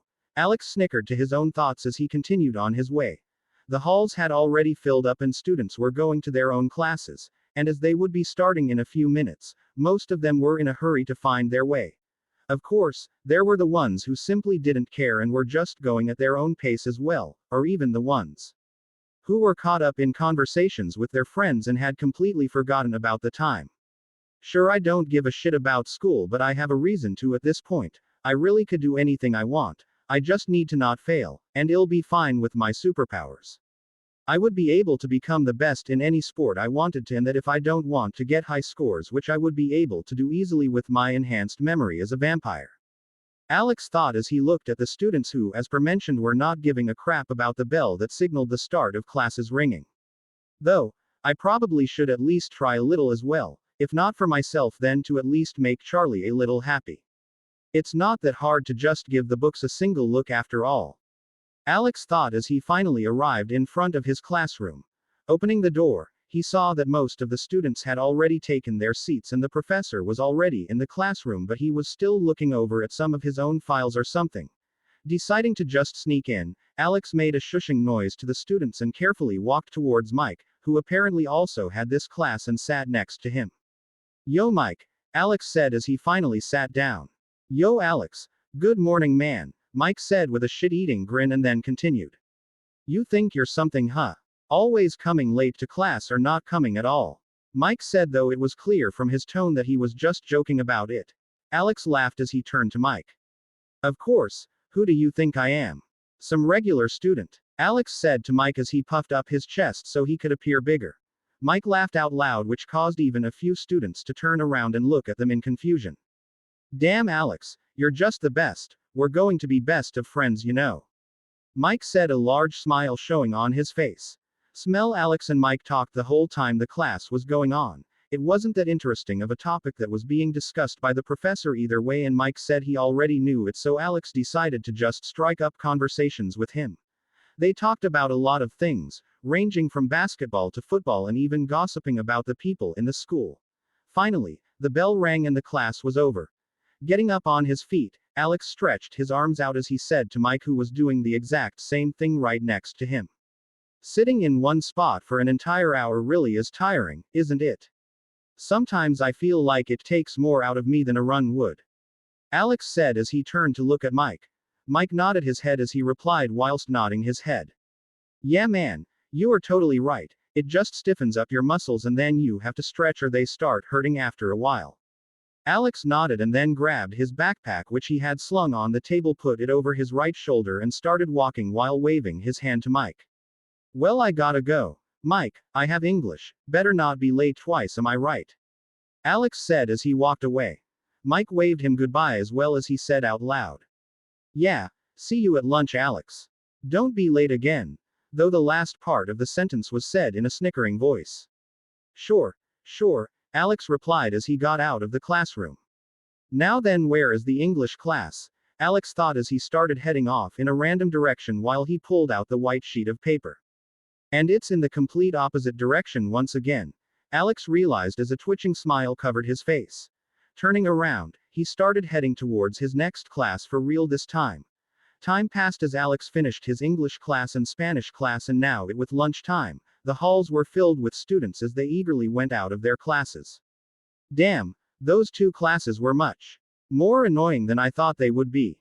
Everyone has already formed their own clique or something, and so they just stick to themselves, unlike Mike. So I didn't talk to anyone, and what's worse, those two damned teachers kept making me go to the blackboard so they could test my knowledge or whatever the hell they were trying to do.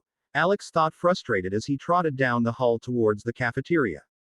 At least I can talk to someone in lunch, because damn, being in this time period with no smartphones is one hell of an annoyance. Like I can pass the time by drawing on the table, but even that has its limits. Alex thought as he arrived in front of the cafeteria entrance.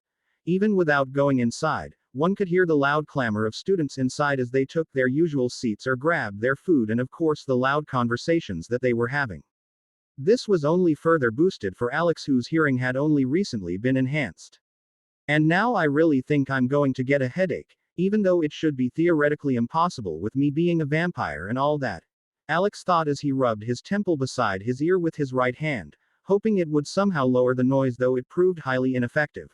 Alex stood at the entrance for a few seconds, wondering if he should go in at all, considering he really didn't have any need for food as a vampire, but nonetheless still opened the door. I'd rather not have to deal with Bella and maybe even Charlie nagging me about not eating food. Alex thought as he finally came inside the cafeteria hall. It seemed like it was already almost full and only a few spots were still left free. Going to the line, Alex grabbed a tray and waited his turn, which came rather quickly, and then he grabbed some food for himself and headed towards Bella's table just like yesterday. The table was already full with only one free spot, which Alex guessed they had saved for him. Hey guys, I'm not too late, am I? Alex asked as he sat down, putting his lunch tray on the table. He was seated right next to Bella just like yesterday. Hey Alex, you're just on time actually. We got out a bit earlier as the professor had to do something and released us earlier than usual. Jessica answered Alex as she put her hands under her bust and looked at Alex with what could only be considered a crazed look in Alex's eyes. Yeah, I'm staying far away from her. She did the same thing last time. Like, damn, can you just calm the hell down already, woman? Alex thought to himself. Ah, nice, Alex said as he turned to Mike and they started talking just like they had in history class. Alex and Mike got interrupted when Bella asked the whole group. Hey, has anyone seen Edward today? She asked as she looked at the group, and Alex could tell just how embarrassed she was for having asked the question, 1 second after she said it. No, I haven't seen him around, Bella. Why do you ask? Do you like him? Jessica asked Bella as her eyes seemed to almost shine at the smell of the slightest thing she could gossip about. Bella took what could only be called a step back away from her even though she was seated, and then answered her question. No, it's just that he looked at me like I was the worst smelling thing on earth yesterday when we had biology class. Alex, who was currently playing with his food with a fork, said out loud. I mean, why do you care about the weirdo either way? I mean, if you smell bad, then I smell like some dog shit on the road. Mike and Eric coughed while Angela, who was currently eating food, turned to glare at Alex. Turning towards them, Alex made an apologetic face as he said a small sorry. Well, you get what I mean. We haven't seen him around, but you shouldn't care about him either way. He's just a random bastard, Alex said, and inside he felt so pleased with himself that he wanted to jump up and down in excitement. Never thought cussing someone in front of their whole family in secret because they don't know that they know what I said would be this exciting, Alex thought to himself.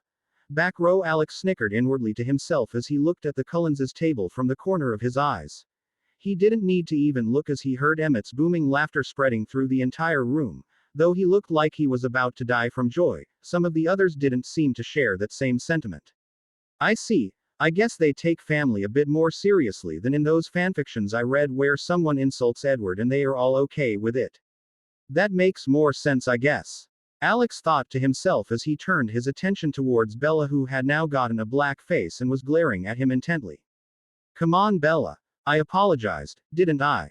And it wasn't like I said anything that wasn't true from what you're saying that guy did. Alex said to Bella, trying to pacify the young woman. Bella just sighed as she stared at him and shook her head slowly as if in disappointment at how her brother had grown up. Turning her head to Angela and Jessica, she muttered a soft sorry for him and his antics. Alex just stood there watching the entire situation unfold, dumbfounded. Did I just get treated like some dumbass kid? Alex thought, flustered and confused. You sure have gotten better at this, Bells. Alex muttered to himself as he stared at what he was currently thinking was a vixen in place of his sister. A grin so small that only Alex with his supernatural sight could see, sprouted on Bella's face. Ah, you are going to regret this later. Alex thought to himself. Emmett's laughter, which had sprouted for the second time, just served to irk Alex even more. What's worse was that he could hear the snickers of the other Cullen members. Just you wait. I'll show you all who is the ultimate troll. Lunch continued afterward, with Bella not talking much and just nodding or shaking her head to the occasional question that was directed her way, while Alex got immersed in a talk about American football with Mike and Eric. As they were so focused on their conversations, they didn't feel the flow of time much, and in what felt like a flash, the bell rang signaling the end of the lunch break and that now students had to go back to studying in their classes once more. Alex and the group all got up as they waved goodbyes to each other. Mike followed Alex while Angela followed Bella, as they had the same classes, it seemed. So how's the professor of math? Alex asked Mike as they were heading towards the classroom. Ah, it's Professor Kane. He's a good man, though quite a bit strict, and likes to have all the students follow his teachings to AT. Mike answered as they were going down the hall. His shoulder was getting bumped almost constantly by the rushing students, causing him to almost fall down sometimes. Alex meanwhile was passing through the hall without even being touched once. Mike turned to look at Alex with confused eyes and then opened his mouth to ask, "How the hell are you doing that?" His voice showcased his befuddlement at the situation occurring before his very eyes. "How am I doing what?" Alex asked, his voice just as confused as Mike's. "What do you mean by what? I'm asking how are you not getting bumped into at all, and are just avoiding them all as if the hall is entirely clear?" Mike asked as he pointed a finger at the surrounding students. "Ah, I'm just used to it, I guess. In Phoenix, it was even worse considering how many more students there were than in Forks," Alex said as he lied through his teeth. "I wonder if I had a status window like in those gamer novels, then would I have max level acting skills?" Alex thought to himself as a small smug grin took place on his face. "You are definitely acting smug as shit because of being able to do it. I see," Mike said as he walked next to Alex and then suddenly went right behind him. "What are you doing now, Mike?" Alex asked, though his voice showed how funny he thought the entire situation was. "What? If you can avoid them all, then if I'm following right behind you, then I will be able to do the same thing, right? This way I'm actually the smart one, as I didn't have to learn the skill at all and I get the same benefits as you," Mike said with a large smug grin on his face, acting as if he had won some kind of championship title. "Right. You're totally right, Mike. Never knew you were such a genius," Alex replied, his voice deeply painted in heavy sarcasm. As the conversation neared its end, they also arrived at the classroom door.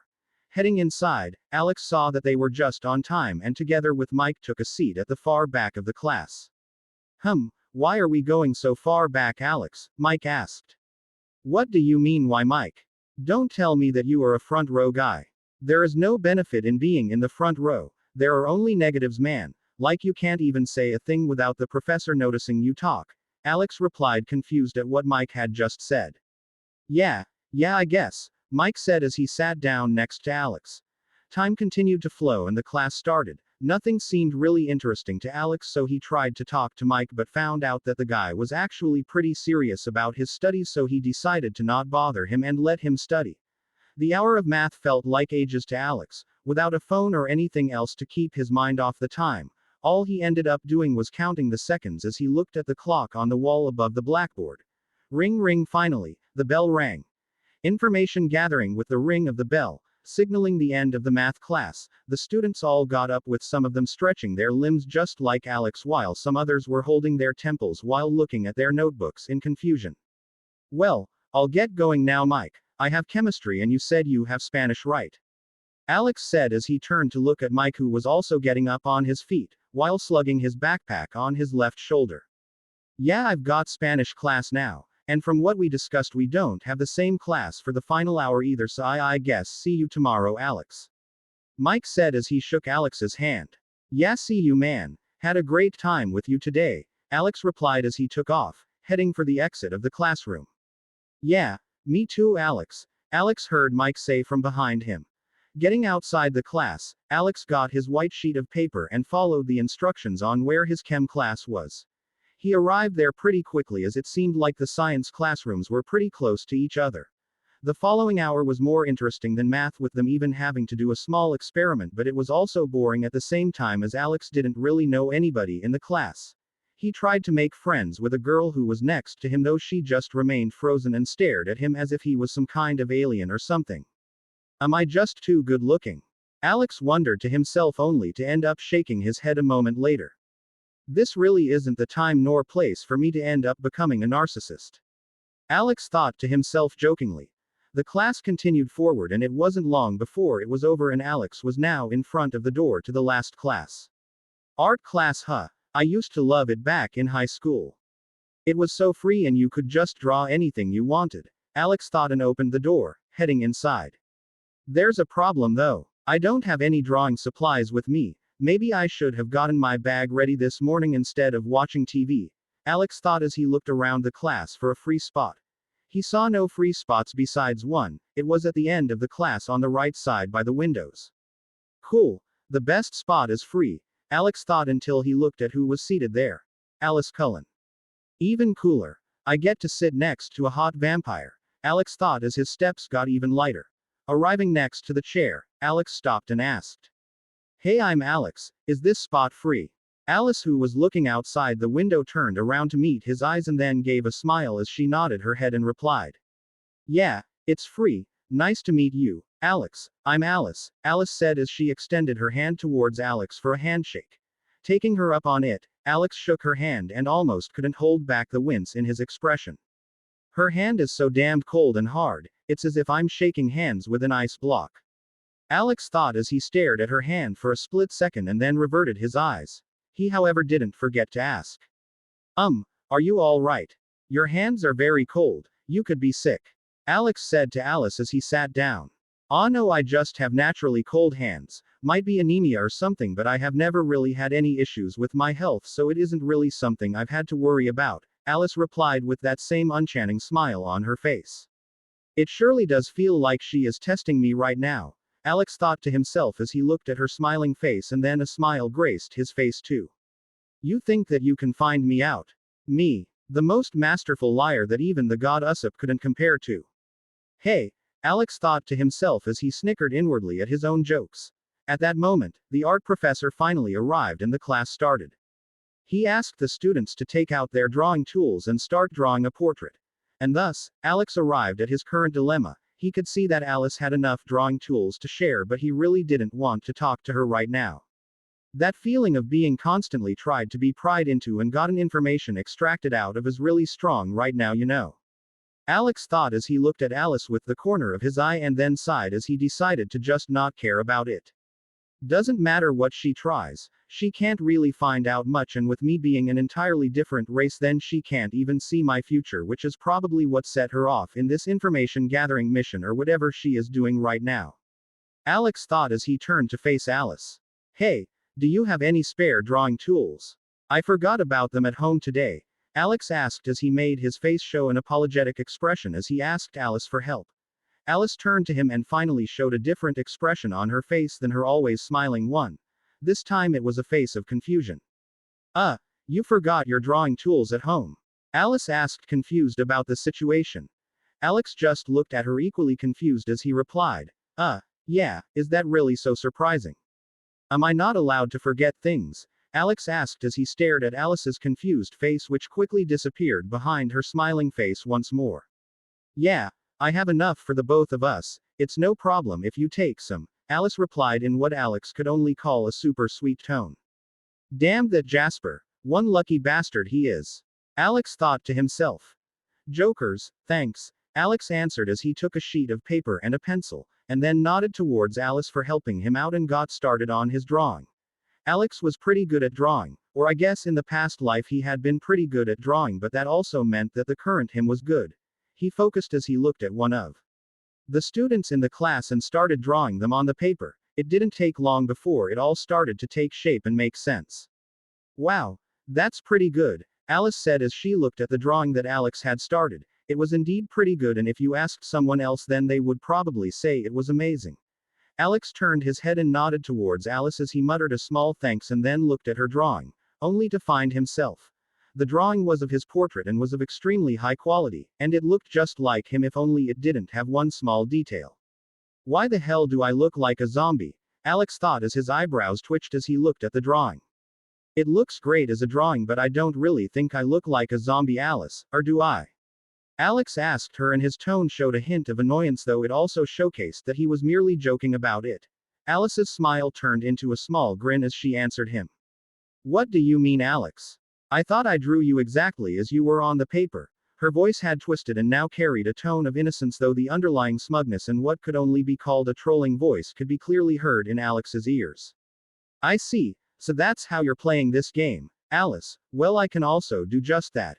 Alex thought as he stared at the zombie figure just a second longer. Either I'm overthinking this like some dumbass, or she drew me as a zombie so that she could show me that she knows that I'm not a human, Alex thought as he stared at the drawing. So do you like it then, Alex? You keep staring at it so hard that I'm guessing you're a really big fan of it. I guess I can just give it to you if you like it so much, Alice said as her grin only grew wider.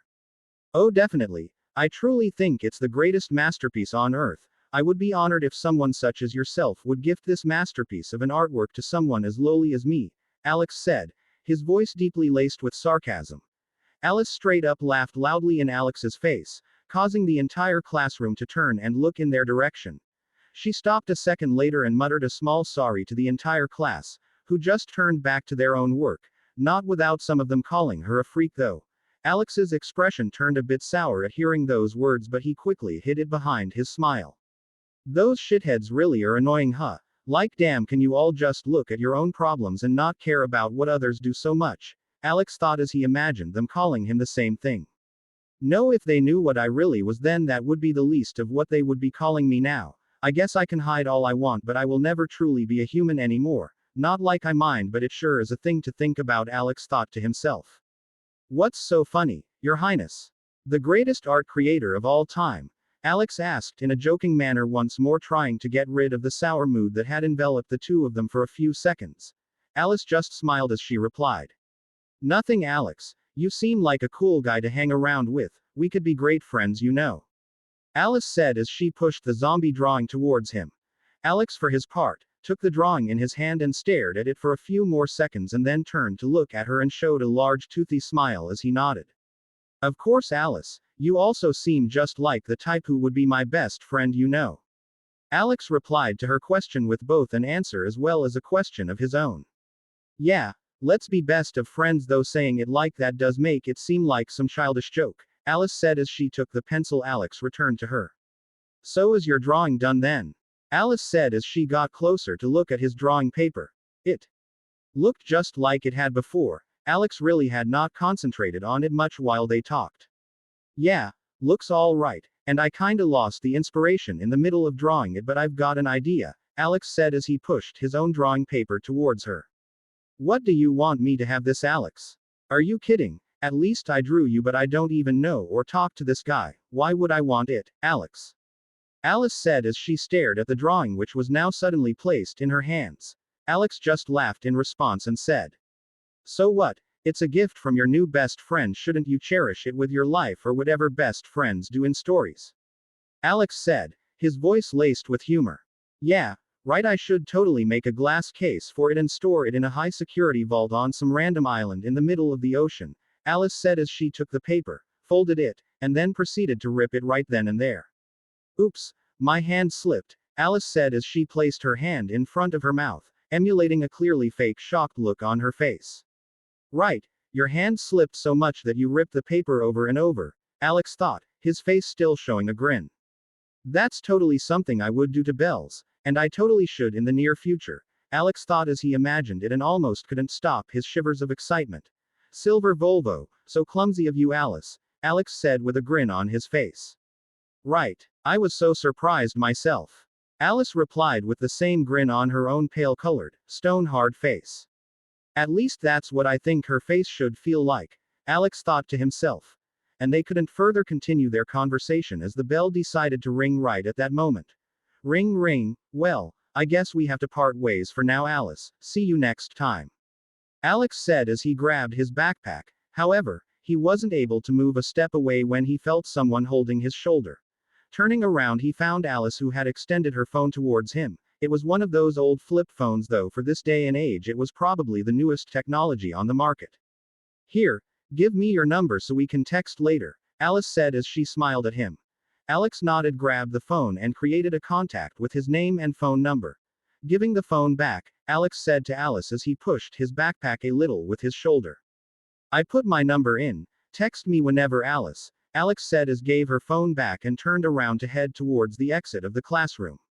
Yeah, see you later, Alex heard Alice say, or more like mumble, with how low her voice was when she said it.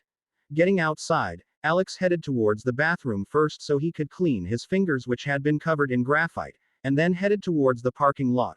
When he arrived there, he found that Bella was already at the door of the truck waiting for him. Hey Bella, did I make you wait long? Alex asked, in a good mood after having such an awesome art class in his opinion. No, I just came here as well, Bella answered, but her voice sounded almost lost. She even looked deep in thought as she stared towards a part of the parking lot. Huh, what's got you so deep in though? Alex asked as he turned to look at where Bella was looking. Finding a silver Volvo parked there, Alex understood immediately. Did she already get caught up in her feelings for Edward? That should be impossible though. At this moment she should at most be curious about him, but for a weird reason, I have a feeling that it is closer to love than curiosity. How can a person even fall in love with someone at first sight? That only happens in books and movies. Alex thought up to that point and then stopped himself and muttered silently. Right, I am in a book and movie. Turning towards Bella. Once more, Alex decided to try and get her mind off Edward. Don't think too much, Bella. You did nothing wrong and he could just be sick, or who knows. You know how your sense of smell gets all messed up when you are sick, that's probably the reason, Alex said as he patted Bella's shoulder and then pushed his palm towards her. Bella nodded as she grabbed his palm and then they just stood there. I don't need your hand, give me the car keys, Alex said as he looked at her. Bella's face grew red at a frightening speed as she slapped his hand away and then threw the truck keys toward Alex harshly. There, take the car keys, you unfeeling bastard, Bella said as she got in the car and slammed the door. Alex for his part caught the keys out of the air easily and just grinned to himself. Ah, I'm so damn cool, catching keys out of the air like that. Alex had not even listened to what Bella had said about him being an unfeeling bastard. Whistling a tune that he remembered from his past life, it was a song that would be released in about 10 years from this time period. Alex headed to the other side of the truck and hopped in the driver's seat. Putting the car in the ignition, he started the truck after a few rumbles and started reversing out of the parking space, making sure to look at both rearview mirrors as he did so, trying to not hit any of the other students' cars. The last thing I need right now is to hit someone else's car. Where the hell would I even find the money to repair the damages? Charlie is a police chef and this would cause a bad mark on his reputation. It's just a very bad thing to happen right now. Alex thought, though, as he was thinking, the promotion that saying those words would be a red flag was like a loud alarm on his head. Yeah, let's not think about that, Alex mumbled under his breath, and he finally managed to get the truck out of the parking space without hitting anybody in the process. Shifting the gear from reverse to the first, the truck started driving forward as Alex maneuvered his way out of the parking lot. Turning his head to the left just as he was about to get on the road, he saw the silver Volvo. Inside the car were the Cullen kids with only Edward missing. Alice could be seen waving at him from the backseat window, and Alex could even see Jasper waving his hand hello towards him as well. Waving his hand at them, Alex nodded and then stomped on the gas pedal, though what that action managed to achieve was nothing more than a large rumble coming from the truck, and it started to drive just as fast as it would without him even stomping the pedal. Damn, this is one shitty car. Also, can they even be called kids? They look like teens, but they're like 100 years old or something like that. And the other thing is, how the hell does someone as big as Emmett fit inside that car? No, how do 4 people plus Emmett fit inside that small car? Alex thought, confused as he turned to look behind him at the Volvo, though it wasn't there anymore. It's still going like 10 times faster than me if it was able to disappear like that though, and it's driving 5 people. Alex thought about it and decided to increase his respect for the silver Volvo. Called out, Alex drove the old truck through the road, which around forks always seemed to be watery. Rain was always on the horizon and you never knew when it would start. It could be fine one moment and a deep rain could start the next. The high rain was the reason why you could almost constantly see puddles around the city and roads. The drive home was quiet with only the sound of the radio and the wheels on asphalt being ever present throughout. Arriving home, Alex parked the car, twisted the key, and shut the engine off. Is something wrong, Bella? Alex asked Bella as he turned to face her. Bella just turned towards him and furrowed her brows. You've changed and I don't like it, Bella said. Her voice, while sounding harsh, was equally vulnerable at the same time. Alex's heart jumped to his throat. Did I make a mistake? Did I somehow get found out? Alex thought immediately as soon as he heard Bella utter the words. No, it could even be said that he had read her lips and continued her words before she even fully told them. What do you mean I've changed, Bella? I don't think I follow. Alex said as he scratched his neck. Bella just stared at him and then smiled. Seriously, what's happening?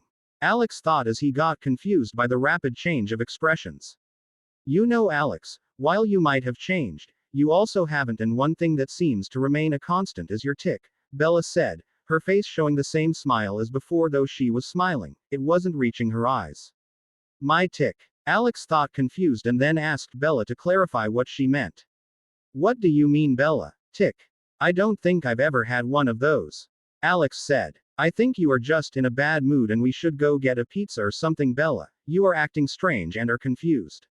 Alex continued as he tried to grab the keys to restart the car, only to be stopped by a hand, Bella's hand. No, I'm not confused at all, Alex. You do have a tic and even you knew about it, so it is quite strange that you would forget something like that when Mom and I used to make fun of you so much for it. You hated it that you actively tried to get rid of it but couldn't, and it's stuck with you since childhood. Bella said as she kept holding Alex's hand in place. When you get caught and lie about something, anything, then you would always scratch the back of your neck as you tried to explain your way out. So I said that you had changed, Alex, and you said you didn't. And as for the pizza, I don't want any of it and you can go alone anytime you want. You ask how you have changed.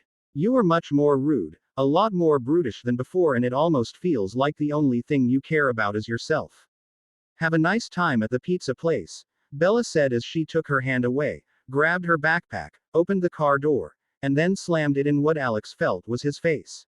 She then proceeded to stomp to the house door, only to almost fall once and then continue with an even angrier trek inside the house.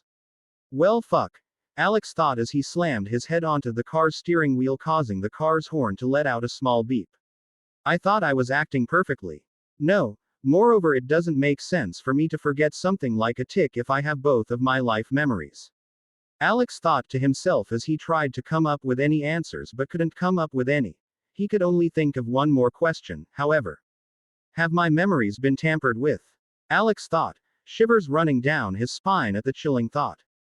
At first, I thought that the Alex before me was simply some clone of me that lived his life until now, when I, the real person, could take hold of the body, but it turns out he was an entire person of his own, Alex thought as he curled his fist and raised it up. His fist was shaking from the amount of force he was using to clench it. Even though his skin was harder than any metal, it was being pierced by his nails as red steaming blood came out of his palm. God damn it. That fucking God that brought me here and said he would grant me 3 wishes. He did something, didn't he? Alex thought as he tried to think back to the moment. Think back and remember the one who had granted him his wishes.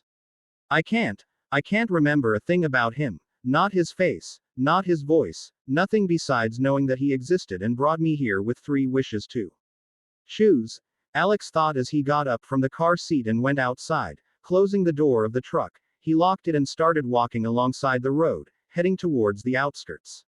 That's not all. I thought I was being discreet, but I still had this thought at the back of my mind that these were simply unliving, thoughtless characters around me. The real Bella isn't as dumb nor as naive as the one portrayed in the book. Charlie isn't the father who couldn't talk to his children at all, and Alice certainly isn't just a mindless bundle of excitement and joy. Alex thought as he continued walking. Turning around, he started heading into the woods. I fucked up even while trying not to, Alex thought. No, this isn't as bad as I'm making it be, it's simply annoying to deal with. Now that I think about it, I guess I can even call it the true wake-up call that I needed, Alex thought as his walking pace turned into a jog. His jog turned into a sprint. And his sprint turned into a flash, as any normal human eye would have a hard time even keeping up with it. Next time it won't happen. No, this time I will not think of them as mindless and thoughtless characters in a book, not even subconsciously. Alex thought as his determination shined through. The first order of action is that during this week of downtime when Edward still isn't back and before the plot of the book starts rolling, I need to figure out my memories and everything about this body and myself. Friday. A while later, clouds had gathered on top of Forks, their gathering only further accentuated with a dark color as they unleashed what many used to call heaven's wrath upon the lands below.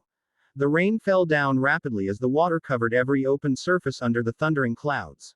Clang! I'm back home, Alex said to the air. He could hear Bella shifting in her bed upstairs, however, he didn't receive a reply. Guess it won't just be forgotten after a few hours, Alex thought as he moved towards the stairs, heading up towards his room. Charlie doesn't arrive for a few hours. I'll just use this time to memorize every book for this school year. Alex thought as he nodded to himself, trying to at least shatter the loneliness a little. As he read the books one by one at a speed far greater than a human could achieve, the rain continued to fall outside the window. Time passed and soon after it had already become Friday morning. The last day of the school week. Waking up, or at least pretending to, Alex sat on his bed, picking his phone up. He saw the time. It was 6 a.m. on the morning of a Friday. No messages and no calls, huh? Alex thought. He was honestly surprised at the notion but also not at the same time. The last week sure has been fruitful though. Alex thought as he remembered what he had found out during the week. This body has 2 sets of memories but only one soul, if I would call it that, or I could also just say that the main set of memories are mine, the Alex who got reincarnated here. I know most of the former Alex's memories but not all, and there are certain blind spots, though they seem to be rare and hard to find. Someone like Bella who has lived with the former for years will be able to notice the discrepancies. Alex thought as he got up from the bed and went towards his clothes hanger. Taking his daily clothes he took to school, he started getting clothed, his thoughts continuing. Another thing that is interesting to mention is that I seem to unconsciously not accept these memories as mine somehow and thus have no emotions for the people associated with them. Sure, Bella is my sister and I have tried to act as her brother, but I just don't have the same feelings for her as the former Alex did. That sibling bond simply isn't there and is simply replaced by a conscious obligation that I have given myself. Alex thought as the image of how Bella noticed his change started becoming clearer and clearer. I thought that I was acting just like the old Alex, but I was in fact merely a cheap copy of him. No, even a copy would be better. I didn't even have the full material, not even the full memories to at least try and replicate him as closely as I could. Alex thought as he got fully dressed up and grabbed his backpack. Opening the door of his bedroom, he headed downstairs and prepared himself breakfast, simply some eggs and bacon, whilst also making sure to make some for Bella. In 3 days, Edward will be back to school and the plot will start once more in full swing. After that, it won't be long until Bella finds out about the Cullens and their supernatural abilities. I could change what happens and get a better reputation with Bella if I go and stop the truck instead, but it would reveal me as a supernatural as well, and not to someone as harmless as Bella but to the Cullens, who are century-old vampires. Alex thought as he finished roasting the bacon in his pan. The past few days I also didn't have any interactions with the Cullens. While Alice asked me for my number that day, I still haven't received any texts or calls from her. Not like I would even like any at this point, Alex thought as he took out 2 dishes and put the bacon and eggs on them. Hearing a sound, Alex lifted his head towards the ceiling. Guess Bella's awake then. Alex thought as he took one of the dishes, walked towards the couch and turned the TV on, watching the morning broadcast as he did every morning. It had turned into a bit of a habit. The only normal part of his life was what it seemed to Alex. It helped him start the new day fresh and feeling at least a little bit normal, even though the feeling of being able to destroy everything and anything around him did frequently rush to his mind. What I have also noticed is that my emotions seem to be more agitated when I'm fully transformed. It is as if they are intensified, not to a large degree where it is noticeable even without me doing anything, but if I were in a dangerous situation then I could react differently than what I would normally do with a cool and calm mind. Eating the bacon and eggs was another part he had decided to add to his daily routine, mainly to uphold his acting as a human, but it was the former Alex's favorite morning dish and he had decided to eat it as his go-to for breakfast as well, in a way to honor the past owner of this body. I still don't know much about him or anything really, but what is certain is that he wasn't me and I'm not him. He was a really completely different person and not someone created to just be my body when I reincarnated here. Maybe he could have been, but it really doesn't feel like it. Alex thought as he finished his breakfast. Bella came downstairs a few minutes later and muttered a small good morning, took her dish, and ate her own breakfast. Are you ready? Alex asked as he got up from the couch and turned the TV off. Bella nodded as she took the keys and headed outside. All right then, Alex said to himself as he grabbed 2 umbrellas before going outside and then followed Bella inside the car. The broadcast says it's going to rain today, and yes, we have the car, but it's still safer to also bring these with us, Alex said as he sat down on the front passenger seat. Right, thanks, Bella said as she ignited the car and reversed out of the house garage. The truck was finally on the road, heading towards Forks High School. Homie's entire car ride was silent like it had been the last few days since the day Bella had called Alex out. Not long after, they arrived at the school parking lot. Like every day, it was filled with cars, and students were standing around talking to each other. Looking around, Alex saw the silver Volvo and a black Jeep Rubicon on the corner of the parking lot. They finally brought 2 cars. I still have no idea how they managed to fit inside that one Volvo. Truly one of the great mysteries of this universe, Alex thought as he parked the truck. He had already gotten used to driving the old hunk of metal, so it was pretty easy compared to when he thought he would hit someone any second. Turning the car off, he grabbed his backpack and said, "Let's go." Bella just nodded, grabbed her backpack, and exited the car. "Do you have anything fun today?" Alex asked as they started heading towards the school doors. "No, nothing really interesting. It's all stuff we already learned back in Phoenix, I'm sure you remember, right?" Bella said, though her tone appeared to get more and more sarcastic as she neared the end of her sentence. "Right," Alex said, his right eye twitching as he walked alongside Bella. "Well, then, I guess I'll get going now since we have different classes and all. See you later, Bells," Alex said as he walked ahead of her and turned to wave as he walked away. "Right, see you later," Bella said, her voice small, almost a mumble at this point, but the sadness echoed clear throughout it. Heading inside, Alex saw the same halls he had seen for the past week. He had already gotten used to maneuvering through them and finding his way around. "I never thought I'd like coming to school, but the house has been almost unbearable, with Bella barely talking to me anymore. I can talk to Charlie, but he's barely home and comes back late and leaves early," Alex thought as he headed towards his first class of the day. "Physics class is this way, I think," Alex thought as he headed towards the left hall and up a pair of stairs. "Hey Alex, right." As Alex was climbing the stairs to the second story of the building, he heard someone calling him. Turning his head to the left, he saw who it was, and it left him stumped. Jasper. Alex was surprised. He was the last person he thought would talk to him, who, at this point, was just a normal human in everyone's eyes. Not like they would readily just believe me if I told them I'm a truly impossible to kill vampire that's different from all vampires that currently exist. Right. That's totally believable. Alex thought to himself. "Hey, Jasper, right. Do you need me for something?" Alex asked as he extended his arm for a handshake with the young blonde man. "No, I just saw you heading up to the second story, and I'm going there for physics class, so I thought we might have the same class together," Jasper said as he started walking up the stairs. Alex followed his pace and started walking shoulder to shoulder with the human wannabe vampire. "Yeah, I've got physics too. I guess we can hang out together for this hour then," Alex said as he smiled at Jasper, happy he didn't have to spend the rest of the class alone and staring at the wall. "Right. I hope we can be friends soon, then." Jasper smiled and replied to Alex. "Hope. We're already friends, man. We are totally going to be homies," Alex said as he put his hand on top of Jasper's shoulder. The vampire froze for a second before he relaxed and continued to act normal. Not more than 2 steps later, Jasper stopped and turned towards Alex, his face showing confusion, and asked, "Homies, what's that?" "A new way to call friends." Alex stared at him for a few moments, his expression frozen, then started walking, dragging the young blonde with him. "I forgot he's an old geezer for a second," Alex thought to himself and then said out loud to Jasper. "Yeah, it's a way people use to call best friends, someone you can trust to have your back when you need it, you know.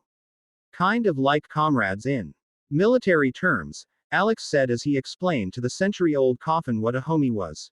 Jasper nodded in understanding, though he did still look a bit confused. Why are you still confused, Jasper? I thought I explained it pretty simply, Alex said as he looked at the man's face. Damn, bro's handsome. Can't compare to my new face though, Alex thought jokingly. I understand what the word means, but how did we become so-called homies so quickly? Jasper asked Alex, his face showcasing a questioning smile. Don't mind it so much, man. Don't mind the small details, Alex said as he laughed out loud for a second. While they were talking, they had already arrived at the physics classroom. Taking his arm out from where he held it over Jasper's shoulder, Alex opened the classroom door. The classroom was just starting to fill with students and the professor, a young woman named Emily. She had recently received her master's degree and was now teaching at Forks High School. Damn, she sure is hot, Alex thought as he went and got the last seat by the window and opened it just a bit so it could let some air inside the room. Professor, is it all right to open the window a bit? Alex asked as he and Jasper sat down in their seats. Lifting her head, Emily smiled and nodded, confirming that it was fine by her. I don't want to be a simp, but damn, Alex thought, and then he hit Jasper with his elbow a little. She looks beautiful, doesn't she? Alex whispered. Jasper just nodded and then whispered back. Yeah, she looks nice. What's with that response, man? Have some vigor, will you? Alex whispered in clearly fake anger. His expression was a smile, however. It's nice being able to talk to someone besides Mike and Charlie. Little sister, so, what has Alice told you about me? Alex asked Jasper as he listened to the lesson. Nothing much besides the fact that you're a terrible comedian, Jasper answered, his face stoic throughout.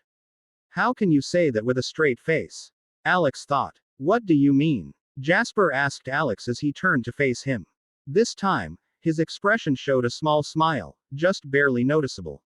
I said that out loud, didn't I? Alex asked Jasper. You sure did. Jasper nodded as he turned to face the professor once more. How can you listen to that jargon? I find it extremely boring unless you are looking at the professor. Of course, then I totally get you, Alex said, a small grin overtaking his face.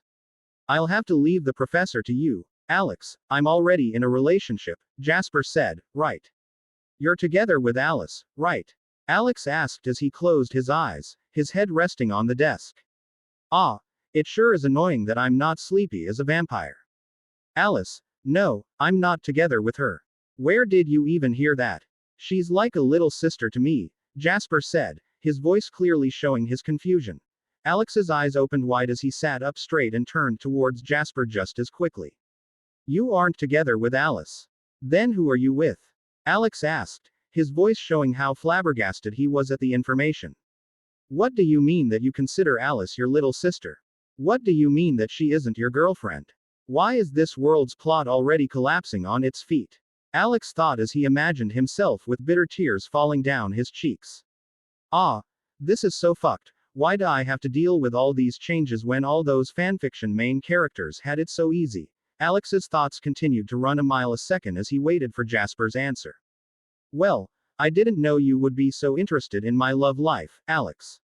Is this a part of being my homie, as well? Jasper asked, his voice clearly teasing Alex. Ah, you old geezer, just tell me who you were with before this whole plot shatters any further, Alex thought, his inner face becoming similar to what he recalled a green frog meme looked like in his past life. Yeah, as your homie, I need to know this information as fast as possible so I don't gun for your girl, you know. Alex said as he tried to come up with any bullshit response he could come up with on the fly. Jasper released a light laugh as he finally answered his question. I'm with Edith. We have been together for a few years now, Jasper said as he finally revealed what Alex thought was the secret of the ages. I really should have listened to what Jessica rambled on about on Monday, Alex thought as he nodded towards Jasper, showing he understood.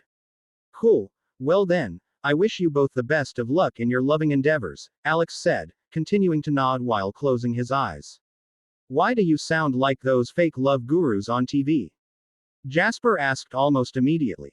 It felt like a brick had fallen on his head as Alex turned to stare at Jasper, completely shocked. Opening his mouth, Alex uttered aloud. How do you know what a TV show fake love guru is but don't know what homie means? I guess it just slipped my radar, Jasper replied and then suddenly froze. His face started twitching as he took on a dark expression. It really looked like he was experiencing some deep pain throughout his body. He's smelling blood, Alex thought and then decided to try it himself, only to find that the smell of human blood was indeed in the air. I have to do something on the off chance this guy loses his mind or some other bullshittery. From all that has happened until now, I really should expect the unexpected. What if Bella comes to me one day and tells me that she is actually a he? No, I can't think like that, Alex thought as he imagined his little sister, with a deep voice, waking him up from his slumber, a long Italian mustache on top of her lips. Peef! Alex couldn't hold it in any longer, and he almost burst out laughing. Not the time, really not the time, Alex thought immediately after. He opened the wider window behind him, allowing the air to carry the scent of the blood away from his and Jasper's locations. This should help him out at least a little bit, Alex thought as he stared at Jasper's expression, which had cleared up a bit and wasn't as dark as before. Are you all right, Jasper? Looks like you're in pain. Do you need me to ask the professor to send you to the infirmary? Alex asked out of the need to hide the truth about his knowledge. Jasper looked at Alex, got closer to him, and nodded, turning to face the windows instead of the students. Yeah, I'm fine. I just get these pains sometimes. My father is a doctor, and he says it's just a medical condition, but it thankfully is not lethal and only causes pain sometimes, Jasper said as he tried to explain why he looked like he did only a few seconds earlier. Right, not lethal to you, but very, very lethal to everyone around you besides me. I guess since I can't really die, though, I haven't tested to see if that wish is true, and I really don't want to test it out. Alex thought. Right, well, that's good then. I hope you're better now.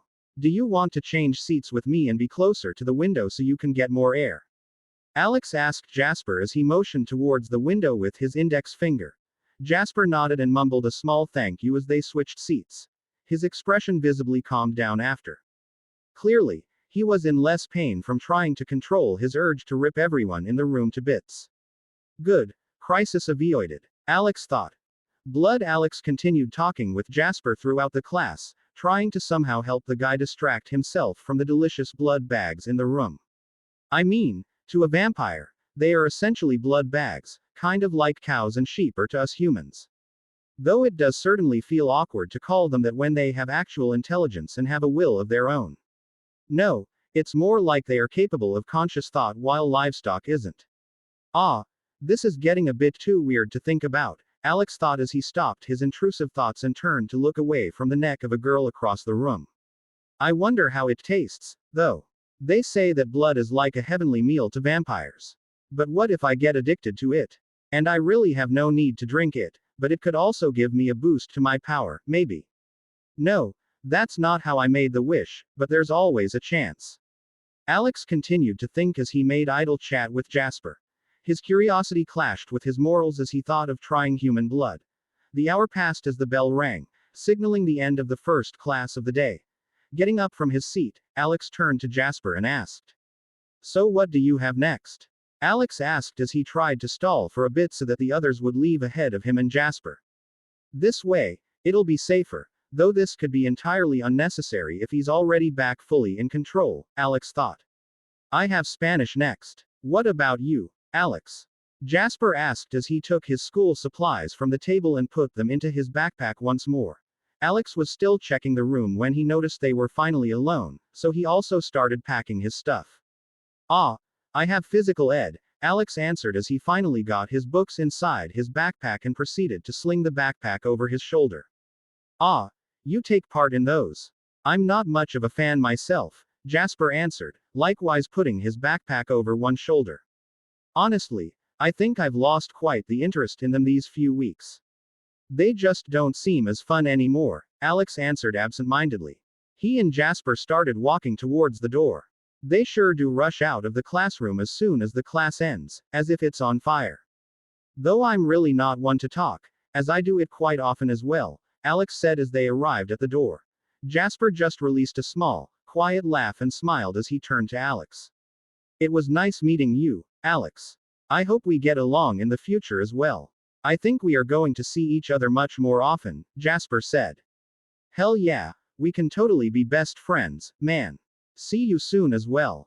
Alex said as he waved at Jasper and then proceeded to walk away, heading towards the gym, leaving Jasper with a see you in his hand still extended for a handshake in Alex's direction. I see how it is, Jasper thought. While heading towards the gym, Alex continued to think about ways to get human blood or if he should even do it in the first place. It had been fixated in his thoughts for a while now. If I wanted to try, then I could go and grab some from the local hospital, though I would have to be extremely cautious as I could be found by Carlisle, and that is not a conversation I want to have at the moment. Then there's the part about the treaty and all that stuff, which is honestly annoying. Couldn't they just attack vampires with red eyes if they weren't newborns? But they still think negatively of the Cullens, who clearly aren't human bloodsuckers, Alex thought to himself as he shook his head in disappointment. But as they say, anger and hatred are quite blind. It is already impressive that they aren't killing each other at first sight, at least considering how bad the relationship between them was described as in the books and even in normal folklore myths. Vampires and werewolves have always hated each other's guts. Alex finally arrived at the gym doors. Opening them, he found himself in a hallway that went to the left and the right. On the left were the men's changing rooms, while on the right were the women's ones. Following the sign that pointed towards the male changing room, Alex went inside it. It had a few people inside already changing, thoughts that didn't bother him much as he started undressing. On the inside of the changing room, the right side was filled with benches and clothes hangers, while on the left was a wall of sinks with mirrors on top of them. Looking at himself in the mirror, Alex was once more amazed at his own beauty. Wait, beauty, don't I look a bit too? Let's just not think about it, Alex thought as he quickly dressed up in a white shirt and black trousers, as well as some athletic boots that allowed more airflow and freedom of movement for his feet. Ah, I just love these shoes, Alex thought as he bounced on the balls of his feet a few times. Going outside the dressing room from the opposite way, he came in through another door, which led him directly into the inside of the gym. The gym's inside was a basketball court, though a bit bigger. When he went outside, he noticed that the gym professor and quite a few people were already there. The professor, from the looks of it, had announced that everyone had formed a line as they waited for the remaining students to get changed. Looking around, Alex noticed another person he hadn't expected to meet today. A large man with an impressive build, looking as if he had the power to crush a bear with his muscles. Emmett Cullen, Alex thought as he stared at the guy who was joining the line. Is this vampire celebration day or something? I've barely met any the whole week, and now I'm meeting two of them in less than 2 hours, Alex thought as he rubbed his temples. Exercise. The professor waited for a few minutes, did a check to see if everyone was present, and then ordered the students to run around the gym and do 5 laps as some warm-up. Damn, he sure is fit, Alex thought as he stared at Emmett, who was ahead of him and was currently leading the boys in the laps. Emmett turned his head suddenly as if he had noticed something and looked directly at Alex. He waved his hand to say hello, and his face showed a smile. At least he's nice, to be honest. I feel like I would get along the best with him, Alex thought as he remembered what had been said about Emmett in the numerous fanfictions he had read. At this point, my memories are a bit fuzzy as I can't exactly remember if it was a true fact or simply part of fanfiction, but I'll keep all the information I have in mind. Better to expect something than not to expect it at all, even if it is false, Alex thought as he continued to run. The running for Alex and Emmett was practically useless. Their bodies wouldn't change no matter how much they trained, they wouldn't gain muscle, and neither would they become fat if they overate. A vampire's body has been frozen since the moment they became a vampire. For Emmett, that was a century ago, while for Alex, it had been less than a week. Though I still have blood pumping through my veins, some of my functions as a human still remain, such as my ability to eat normal food and not just blood, Alex thought. I should check that with Carlisle in the future when I have a better relationship with the Cullens and I can trust them. Alex nodded as he continued running. It was already the last lap. Everyone around him besides Emmett was already sweating as he huffed out puffs of hot air from the exertion. Thank God Jasper isn't here, or the floor would have already been covered with mangled corpses, Alex thought as the laps finally ended. All right, everybody. Now we will do some stretching exercises, the physical ed professor said. Aren't we supposed to do stretching before running? I mean, yeah, it's good to do it after as well, but I heard doing it before you start physical exertion is even more important. Well, my professor also did the same thing in my past life. Alex thought as he put his index finger on his chin, his eyes closed. He opened his eyes a few seconds later when he heard the hushed voices on the other side of the gym. Isn't he handsome? Yeah, he looks beautiful, as if he comes straight out of a movie. Totally, he would do so well as an actor. Hey, is he looking at us? Kya God, it feels good but also so damn embarrassing to hear that. Alex thought as he tried to forget he had ever heard the girls. The professor then ordered the students to form a circle as he stood in the middle and asked them to repeat his movements and do the stretching exercises. Weirdly, Alex ended up being right next to Emmett.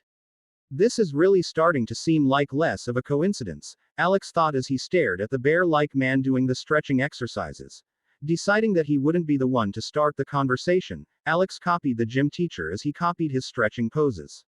How in the hell did they not get annoyed at having to repeat high school yet? Alex thought. As he followed a pose, he would never like anyone to see him doing something, but since everyone else was doing it, he also shared their pain. I've totally become a better person. If it were the past world me, then I would have already taken videos of this shit, Alex thought and then shook his head, trying to get rid of the tempting thoughts, only to stop. Ah, right. My current phone is so trash that even if I take a video, you probably can't recognize who is who, Alex thought as sadness at the missing technology gripped his heart. Either way, I promised myself earlier this week that I would be less of a jackass, especially to Bella, even though I only acted like how I usually did with my friends back on my Earth. Alex thought as he continued to rotate his waist in a clockwise rotation. Maybe I was never a good friend even back then, huh? Alex thought as the rotation continued. And it continued for another minute. Okay, when is this bullshit going to be over? Alex thought as veins finally started appearing on his forehead. Thankfully, the professor stopped right at that moment, a sweat drop going down from his temple as the man thought. I feel like I just escaped something. The stretching exercises finally ended, and the gym professor told them to do or play whatever they wanted before he went to his office at the corner of the hall. At that moment, Alex heard a voice from his left. So you're Alex, right? I am Emmett, Alice's brother, Emmett said as he turned to face Alex. Alex turned around, his expression clear of sweat, just like Emmett's, so unlike the rest of the humans around them. It's creepy, though I'm creepy as well now, Alex thought as he stared at the man who hadn't released a drop of sweat from all of what they had done since the beginning of the class. Yeah, I am Alex, nice to meet you, Emmett, Alex said as he extended his hand for a handshake. A large grin appeared on Emmett's face as he took Alex's hand and shook it. So, do you like training? Emmett asked as he headed for a bench nearby. Well, not really. I just like to be fit and healthy, not really into bodybuilding, Alex said as he took a seat next to Emmett on the bench. Really? Your physique is pretty amazing. You did all that exercise and didn't get tired at all, Emmett said as he turned to stare at Alex. I just got lucky. I like running a lot, so I do it often, so running this much isn't even a warm-up, Alex said as he held his chin with his hand and stared at the people playing basketball on the court. Video games, cardio isn't really my thing, but it's definitely important for your health, Emmett said as he watched the boys play basketball as well. Alex turned towards Emmett and nodded. Showcasing he understood. Yeah, it can be pretty boring to run in the gym. That's why I usually run on the side of the road or in the forest. It's so much more refreshing, and you get a nice view while at it, Alex said as he watched someone dunk. That sounds like something my brother would do, Emmett said. Your brother? Which one? Alex replied though he wasn't really putting much thought into the conversation.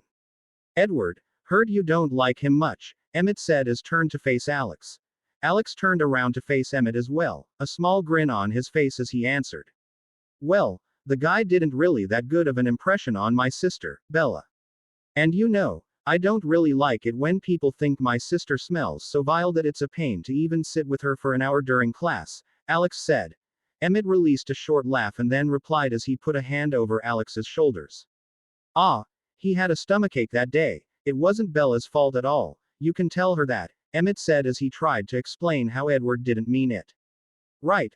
I remember something about him going to the school staff and asking if he could change classes, though. Maybe I remembered wrong. Huh, Emmett. Alex said as he remembered how Bella had seen Edward ask for a class change. She didn't actually tell me, but I remember it from the books, Alex thought as he stared at Emmett. His grin had now taken a mischievous look as he waited to hear how Emmett would get out of this one. Emmett just stared at Alex for a moment and then burst into bright boisterous laughter. Alex stood there confused as he looked at the vampire, who was acting like someone who had inhaled Joker's laughing gas. Is his head broken? Alex thought. Ah, you got me. Yeah, Edward was just being a little shithead that day. I don't really know why either, but yeah, he feels bad about it and will apologize when he comes back on Monday, Emmett said as he rubbed the back of his head. Right, well, you're his brother, so it's only natural you were going to make an excuse for him, Alex said as he nodded toward Emmett, showing he understood. Thanks, glad you understand that I can't just not help out my brothers. Now, what else do you do besides running?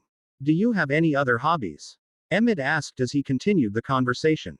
Well, I used to play video games a lot, but now I've kind of left it behind since I came to Forks. Don't really have any gaming consoles at my dad's house, Alex said and then felt Emmett turn towards him abruptly. You play video games? Emmett said, his honey-colored eyes wide open as he stared in what Alex thought was excitement. Yeah, is that such a big deal? Alex answered as he showed a confused look, even tilting his head. Yeah, I've been trying to find someone to play with, but there just isn't anyone here in Forks. I've been stuck either playing online or single-player games, Emmett said as he shook Alex's shoulders, causing his whole body to shake as well. Okay, now stop shaking me, Alex said as Emmett finally stopped shaking his body.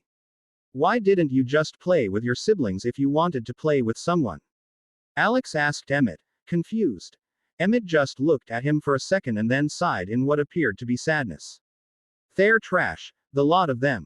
I play with them sometimes, but when someone doesn't really like video games, then they will never get good of them, and it's not fun to win every time against them. I don't even have to try, and they lose, Emmett said as he expressed his deep sadness. Alex looked at him for a moment and then nodded and replied. I see. I don't get you at all, Alex said as he nodded his head as if he had understood everything. Emmett turned to Alex and asked in confusion. What don't you get? Isn't it boring to always win and there to never be any amount of difficulty? Emmett asked Alex. Alex then turned towards Emmett and made an expression as if he was about to criticize some small kid on the road. You know what the best thing about playing with other people in real life is, Emmett?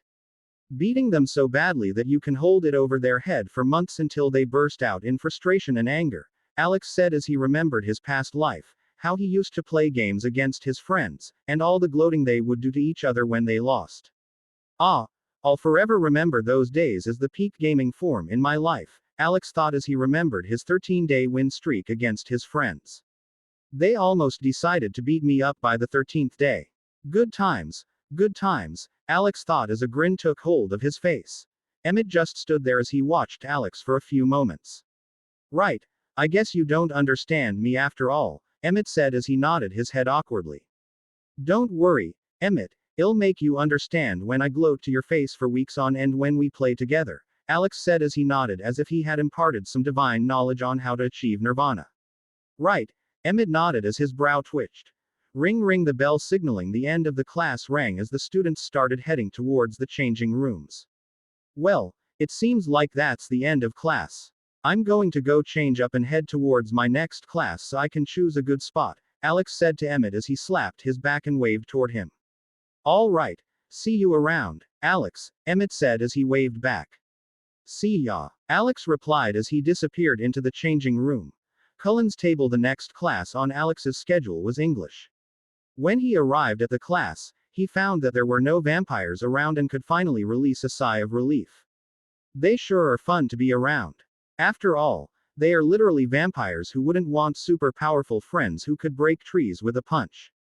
It's not nice for my nerves when they keep asking questions, and I have to double think everything I say to avoid messing up and saying something out of the ordinary, Alex thought as he sat down and waited for the professor to come. Unlike other students, where I don't have to worry much if I slip up, who is going to believe that I'm actually a vampire?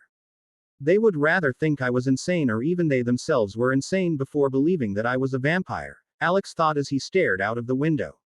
Clouds were still overshadowing Forks, and there were no rays of sunlight in sight. Unless you literally see someone stop a car from crushing you as Bella did, Alex thought as the professor finally came and the class started. It was overall boring, in Alex's opinion, so he didn't really concentrate and instead spent his time looking out of the window at the cloudy sky. Ring ring, the bell rang once more, signaling the end of the class and the start of lunch. Getting up from his seat, Alex put his English book in his backpack and slung it over his shoulder, walking towards the classroom's exit. He continued through the halls towards the cafeteria while he avoided the hordes of students. The food is trash. I do not even know why I'm going at this point, and it's not as if I'm talking with anyone besides Mike, who I'm sure I could get to come with me and eat outside, Alex thought as he walked. I guess I'm just going for Bella. While she doesn't really like me right now, I'll go keep her company. I don't really want to have a bad relationship with my sibling in this second life of mine, Alex thought as he smiled to himself. He had checked through the memories of past Alex during the week and found that he and Bella had a very close relationship. They told each other everything. It was almost what he would call the ideal sibling relationship. I don't want to ruin that, and it's nice having someone you always know will be at your back, someone who will never betray you. Though I'm sure Bella feels betrayed right now, whilst I thought I was acting well in front of her, I was merely a shell of what the past Alex was, Alex thought as he finally arrived at the cafeteria doors. Going inside, he found, as always, that he was one of the last people to arrive. It almost looked like he was late when, in fact, it was just the others who had rushed. Looking around the room, he found the Cullens about to sit at their table at the end of the hall. Well, it seems like they didn't rush either, Alex thought as he headed directly towards Bella's table, not deciding to get anything to eat. It's usually disgusting. I'd rather just eat something when I get home, Alex thought. Eating wasn't needed at all, but it was a human habit that he decided to keep, both to uphold his normal human identity and because eating food was also a nice experience. As he was about to arrive at the table, he noticed someone waving at him. It was Alice. She was waving at him from the Cullens' table. Deciding to go and see what was going on, Alex passed Bella's table, waved at them, and headed towards Alice. Arriving at the Cullens' table, a sense of pressure started grasping Alex. I am pretty sure I can defeat them all, but it's still pretty frightening knowing you are literally talking to vampires. Alex thought, at least until the next thought suddenly popped into his mind. If they weren't disco vampires, that is, Alex joked inwardly, and the pressure was gone just like that. His shoulders, which had been minutely guarded, relaxed as he took a more carefree form. It wasn't really noticeable unless you looked really hard, but the Cullens seemed to have noticed, or at least Jasper did, as he raised his eyebrow slightly. Waving at Alice and the others, Alex said. Hey Alice, what's up? Nice to see you again as well, Emmett, Jasper, Edith. Alex said and turned to Rosalie. I haven't gotten the chance to meet you. However, I am Alex. Nice to meet you, Alex said as he introduced himself to the gorgeous blonde sitting next to Emmett. However, Rosalie didn't even deign him with a reply as she just messed with the food on her plate, her expression a natural frown. Emmett burst out laughing as he said. Ah, don't mind her, Alex, she's Rosalie. Alex nodded as he had expected this outcome from a mile away and then turned to Alice once more as he waited for her to answer his question. Alice just perked up as she turned to look at Alex. Her eyes had taken a darker hue than when he had last seen her. They're almost black. I'm not sure when the last time she fed was, but it's getting pretty close. Why don't they just do this more often instead of endangering the others like this? Alex thought as he stared at her eyes and noticed how they seemed to almost shine. Well, I just wanted to ask if you wanted to eat lunch with us today, Alex, Alice said, her voice as joyful and exuberant as ever. Alex thought for a moment and then answered in a sorry voice. Sorry, Alice. My sister really isn't super comfortable around new people on her own, so I'll be sitting at her table for a while until she gets fully accustomed to the people around here. Maybe next week, Alex said. Rumorsalice's expression turned slightly downcast as she nodded. I understand. Next week then, right? Alice asked, her voice colored with hope. Alex nodded, a smile on his face as he answered. Of course, Alice. We're friends, and I don't like lying to my friends, Alex said as he nodded his head towards Alice. Turning towards the rest of his table, Alex said. Well then, I'll have to be going now. See you guys next week. Alex waved his hand goodbye and started heading back toward Bella's table. Emmett, Jasper, Edith, and Alice gave their goodbyes as well, with only Rosalie staying silent throughout. As he was going farther away, Alex's super hearing did its work as intended as he heard Rosalie talk in what he thought was the vampire speech shown in the movies. Why are we associating with a human? Rosalie said, her brows furrowed as she looked at the others at the table. Human. From the fact that Alice can't seem to see him in any of her visions, then I seriously doubt that he is human, Edith said towards Rosalie, her voice equally cold as Rosalie's. That's right. You and Edward can't hear his thoughts either, but you also can't hear his sister's thoughts, but Alice said she can see Bella in her visions, Jasper said as he nodded in the direction of Bella. That's true, Emmett said. His voice sounded much more severe than Alex thought he would ever hear him be. Alice then spoke for the first time since the conversation had started. He has done nothing strange since he arrived here. We aren't even sure if he isn't human or if it's just the evolved form of the gift his sister has. Alice said, her voice just as serious as the others, though it still carried a somewhat soft tone, or at least Alex thought so. Being able to escape Alice's visions is both a boon and a danger. It means that she cannot gather information about me from the future or predict my actions, but that also means that I'm abnormal. No regular human should be able to escape her vision. However, she shouldn't be able to see Bella in her visions either if she's around me. I wonder. Alex thought as he arrived at Bella's table. Hey guys. Alex said as he sat down on his usual seat next to Bella. Hey Alex, what's up? Mike said from the other side of the table. The others also greeted Alex, though they didn't talk to him much. They had learned that Alex didn't like to talk much over the last week. It's not that I don't want to talk. The gossip you guys talk about isn't interesting or something I care about. Why should I care what Cassie's boyfriend did to her? Alex thought as he shook his head lightly. It seems like the conversation over there has also ended, Alex thought as he looked at the Cullen table from the corner of his eye.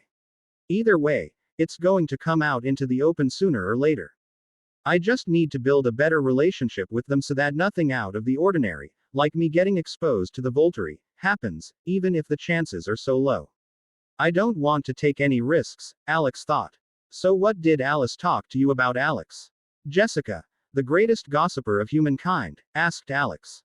Ah, and here I thought I had escaped her notice. The godly gossiper truly is unbeatable, Alex thought to himself as he turned to face the young woman. Nothing much. We became friends during art class, and she asked if I wanted to sit with them for lunch. But I didn't want to just leave you guys randomly, so I told her we could sit together next week. Alex explained what had happened, hoping to God that he wouldn't hear some random rumors going around school next week. It would be amazing if the rumors didn't start today, Alex thought as he remembered how fast gossip would spread around the school. Yeah, right. I'm telling Jessica some random gossip is going to start rampaging around. After all, in high school, once someone knows something, it will spread like wildfire, and almost everyone saw me go and talk to them at the table. It's guaranteed 2 hours max before I hear them talk about it in the halls, Alex thought, releasing a small sigh as he tried not to think about it anymore. Oh, it seems like they can talk to someone else, huh? I thought they were so caught up in themselves that everyone else was simply bugs in front of their eyes, Jessica said as she turned to continue her chat with Angela. You shouldn't say that, Jess, Angela said softly. However, Jessica just rolled her eyes and continued her conversation. Ah, dear Jess, have you perhaps ever tried to be friends with them and not just ask them out on a date? Even then, you decided to pick Edward, the hardest one to talk to. If you had talked to Alice, I'm sure she would have accepted you as her friend easily, Alex thought as he drummed his fingers on the table while he listened to the others talk around the table. Lunch ended as soon as the students got up and headed toward their classes. Alex stood seated momentarily as he watched the students walk out of the cafeteria. You coming, Alex? Mike said as he got up from the table. Yeah, Alex said as he got up. Alex looked at the Cullens, who were now leaving the hall as well. They all went to the trash can and threw everything they had gotten for lunch in it. Isn't that way too conspicuous? Are you even trying to hide at this point if you do that? No one will think you're a vampire, but they will think you guys sure are bad Menard bastards for wasting food every day. Alex thought as he shook his head and followed Mike. Hooligan Alex followed Mike out of the cafeteria hall because he had stood absent-mindedly for a while. The halls weren't as filled with students as they were right after or right before lunch. What do you have this hour? Alex asked Mike as they walked side by side. Oh, Mike exclaimed, startled for a moment, and then turned towards Alex. I've got biology. Alex nodded and then asked him. What's got you so deep in thought?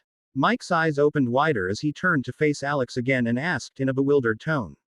How did you know? What do you mean, Mike? How did I know? You literally got startled when I asked what class you have this hour, Alex thought, shaking his head lightly at his friend. Well, what's up? Alex said, deciding not to answer Mike's question at all. Mike didn't talk for a few moments, but he turned to look ahead of him as he walked. You know I like Jessica, right? But it just doesn't look like it's ever going to be a thing, not with how she keeps looking at the Cullens as if they're some God-sent deities or something, Mike said, his voice low as he walked. Alex looked at the man momentarily and then slapped his forehead loudly. Mike turned to look at Alex, confused as he asked, his voice clearly showing his surprise. What? Alex huffed as he put his arm around Mike's shoulder. Mike, my guy, Jess likes you. She might have looked at the Cullens and thought it would be cool to be with them as they were the most famous people in the school, but after they rejected her, she just gave up. She had no feelings for them. She actually likes you, Mike. I've seen how she looks at you, Alex said as he tried to bring up Mike's mood. I know that they had a brief relationship after the prom, but that is in the future. I honestly don't even know if she likes you right now, Mike, but being confident is better than not, right? Alex thought as he nodded his head, trying to make his words to Mike more logical in his own head. Mike stood silent for a few moments and then said, his voice still clouded from what Alex thought was sadness. However, it was complicated to say exactly what emotion it was. I don't know, Alex. Thanks for trying to cheer me up, however, Mike said as he smiled and raised his fist for a fist bump. Alex smiled and met the fist with his own. Look, man, I still think Jess likes you, but even if she doesn't, I'll always be here if you need to open up or just go play some basketball or something, maybe even go watch some movie and get a few drinks, Alex said as he patted Mike's back. Thanks, Alex, Mike said as he smiled and patted Alex's back just like he had done to his. Of course, anytime, Alex said as he walked with Mike until the bell rang, that is. Is that the first or second bell, Mike? Alex asked as he froze suddenly. Mike turned to look at Alex as he laughed at Alex's stumped expression. Afraid it's the second, Alex, Mike said, a grin on his face. Alex's shoulders slumped as he sighed audibly. Well, it seems like I won't be going to class then. What about you, Mike? Alex said as he faced Mike. I would love to keep you company, Alex, but I really have to go. See you later, Mike said as he waved his hand. All right, see you later, Mike. Alex said as he waved his hand and turned to walk towards the outside of the school. Dumb math teacher says that I am not allowed to come in if I am behind the second ring of the bell, Alex thought in annoyance as he opened the school's front doors and went outside. Looking around, he quickly found some wooden benches where he could sit. I used to skip class almost every day when I was in school. Now that I think about those times, it's not something to be proud of. I wish I had more time to have fun and joke around with my friends instead of running away so much, Alex thought as he remembered his past life. His expression took on a sad undertone. It was doubtful if anyone could even notice it if they looked at him, however. Hey, what got you in such a slump? A voice was heard as someone sat on the bench next to Alex. Alex turned his head, startled that someone could possibly sneak up on him. I should be able to even hear their heart beating. It should be impossible for them to sneak up on me, Alex thought, at least until he saw who had talked to him. Seated right next to him was Alice Cullen. I see. No, I don't. How the hell did she walk so quietly? Is she a cat or something? And most importantly, what's she doing here? Alex thought as he looked at Alice for a few seconds, no words leaving his mouth as he remained startled. What's wrong? You decided to become mute, or did a cat eat your tongue? Alice said, her expression showcasing her ever-present smile, though Alex thought it looked more mischievous than happy at the moment. No, I'm just wondering what you're doing out here and not in class. You shouldn't be with some hooligan who skips classes now, should you? Alex asked, his expression also turning into the same mischievous smile.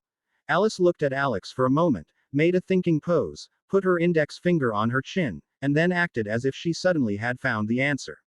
Ah, what if I'm the hooligan, though? You're the son of the police chief. Shouldn't you follow his example and uphold the rules? Alice asked, her voice making it sound as if she were some innocent child asking an obvious question. Alex's brow started twitching as he looked at her.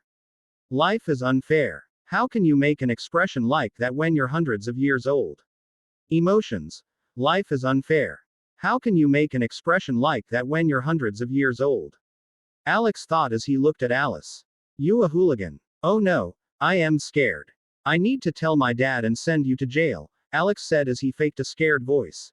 Alice looked at him for a moment and then said, we need to get you to practice changing your voice more. That was too unbelievable. Who do you think you're going to fool with that? Alice said, her voice sounding disappointed. She's good, Alex thought as he stared at Alice. Turning around to face forward again, Alex sat back down, pressed his back against the bench, and sighed. School sure is draining sometimes, you know, Alice. Alex said, his tone lacking the constant teasing undertones it usually had. Alice looked at him briefly and nodded as she laid back down fully and looked at the cloudy sky. Yeah, I get the feeling sometimes. It's all right, though, as you have your family and friends around you, Alice said as she looked at the clouds converging on the sky slowly, a reminder of the storm about to come in a few hours. Alex stood silent for a while, simply staring ahead with a somewhat absent-minded look in his eyes. Yeah, sometimes it gets a bit hard, but you've got to look forward, huh?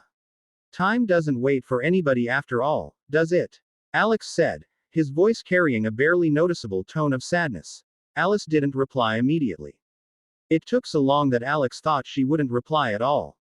You're right, Alex. Sometimes, it does get hard, and sometimes, you question your own decisions, but those same decisions are what make you, you.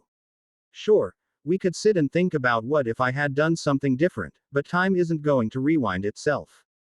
That's why you should always be in the present. Sometimes, you shouldn't even look into the future and merely live in the moment, Alice replied, her voice soft and velvety. Alex nodded. His thoughts, however, were still jumbled together into one massive mess. Was it the right decision to come here? Should I have wished for something different? Should I have just wished to be in heaven, or maybe even a copy of my own world where I had my original parents? Alex thought as he stared at the cars in the parking lot. Sigh, putting his hands on his knees, Alex pushed himself up from the bench and turned to face Alice. Thanks, Alice, Alex said. Alice simply showed a close-eye smile, and two dimples appeared on her cheeks as she nodded at Alex. Anytime. Alex stared at her for a few moments and then gave her a small smile. You're a good friend, you know. Alex said, his voice sounding like he was teasing.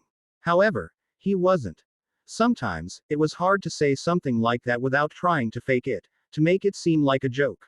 Shaking his head lightly, Alex pushed those thoughts out of his head.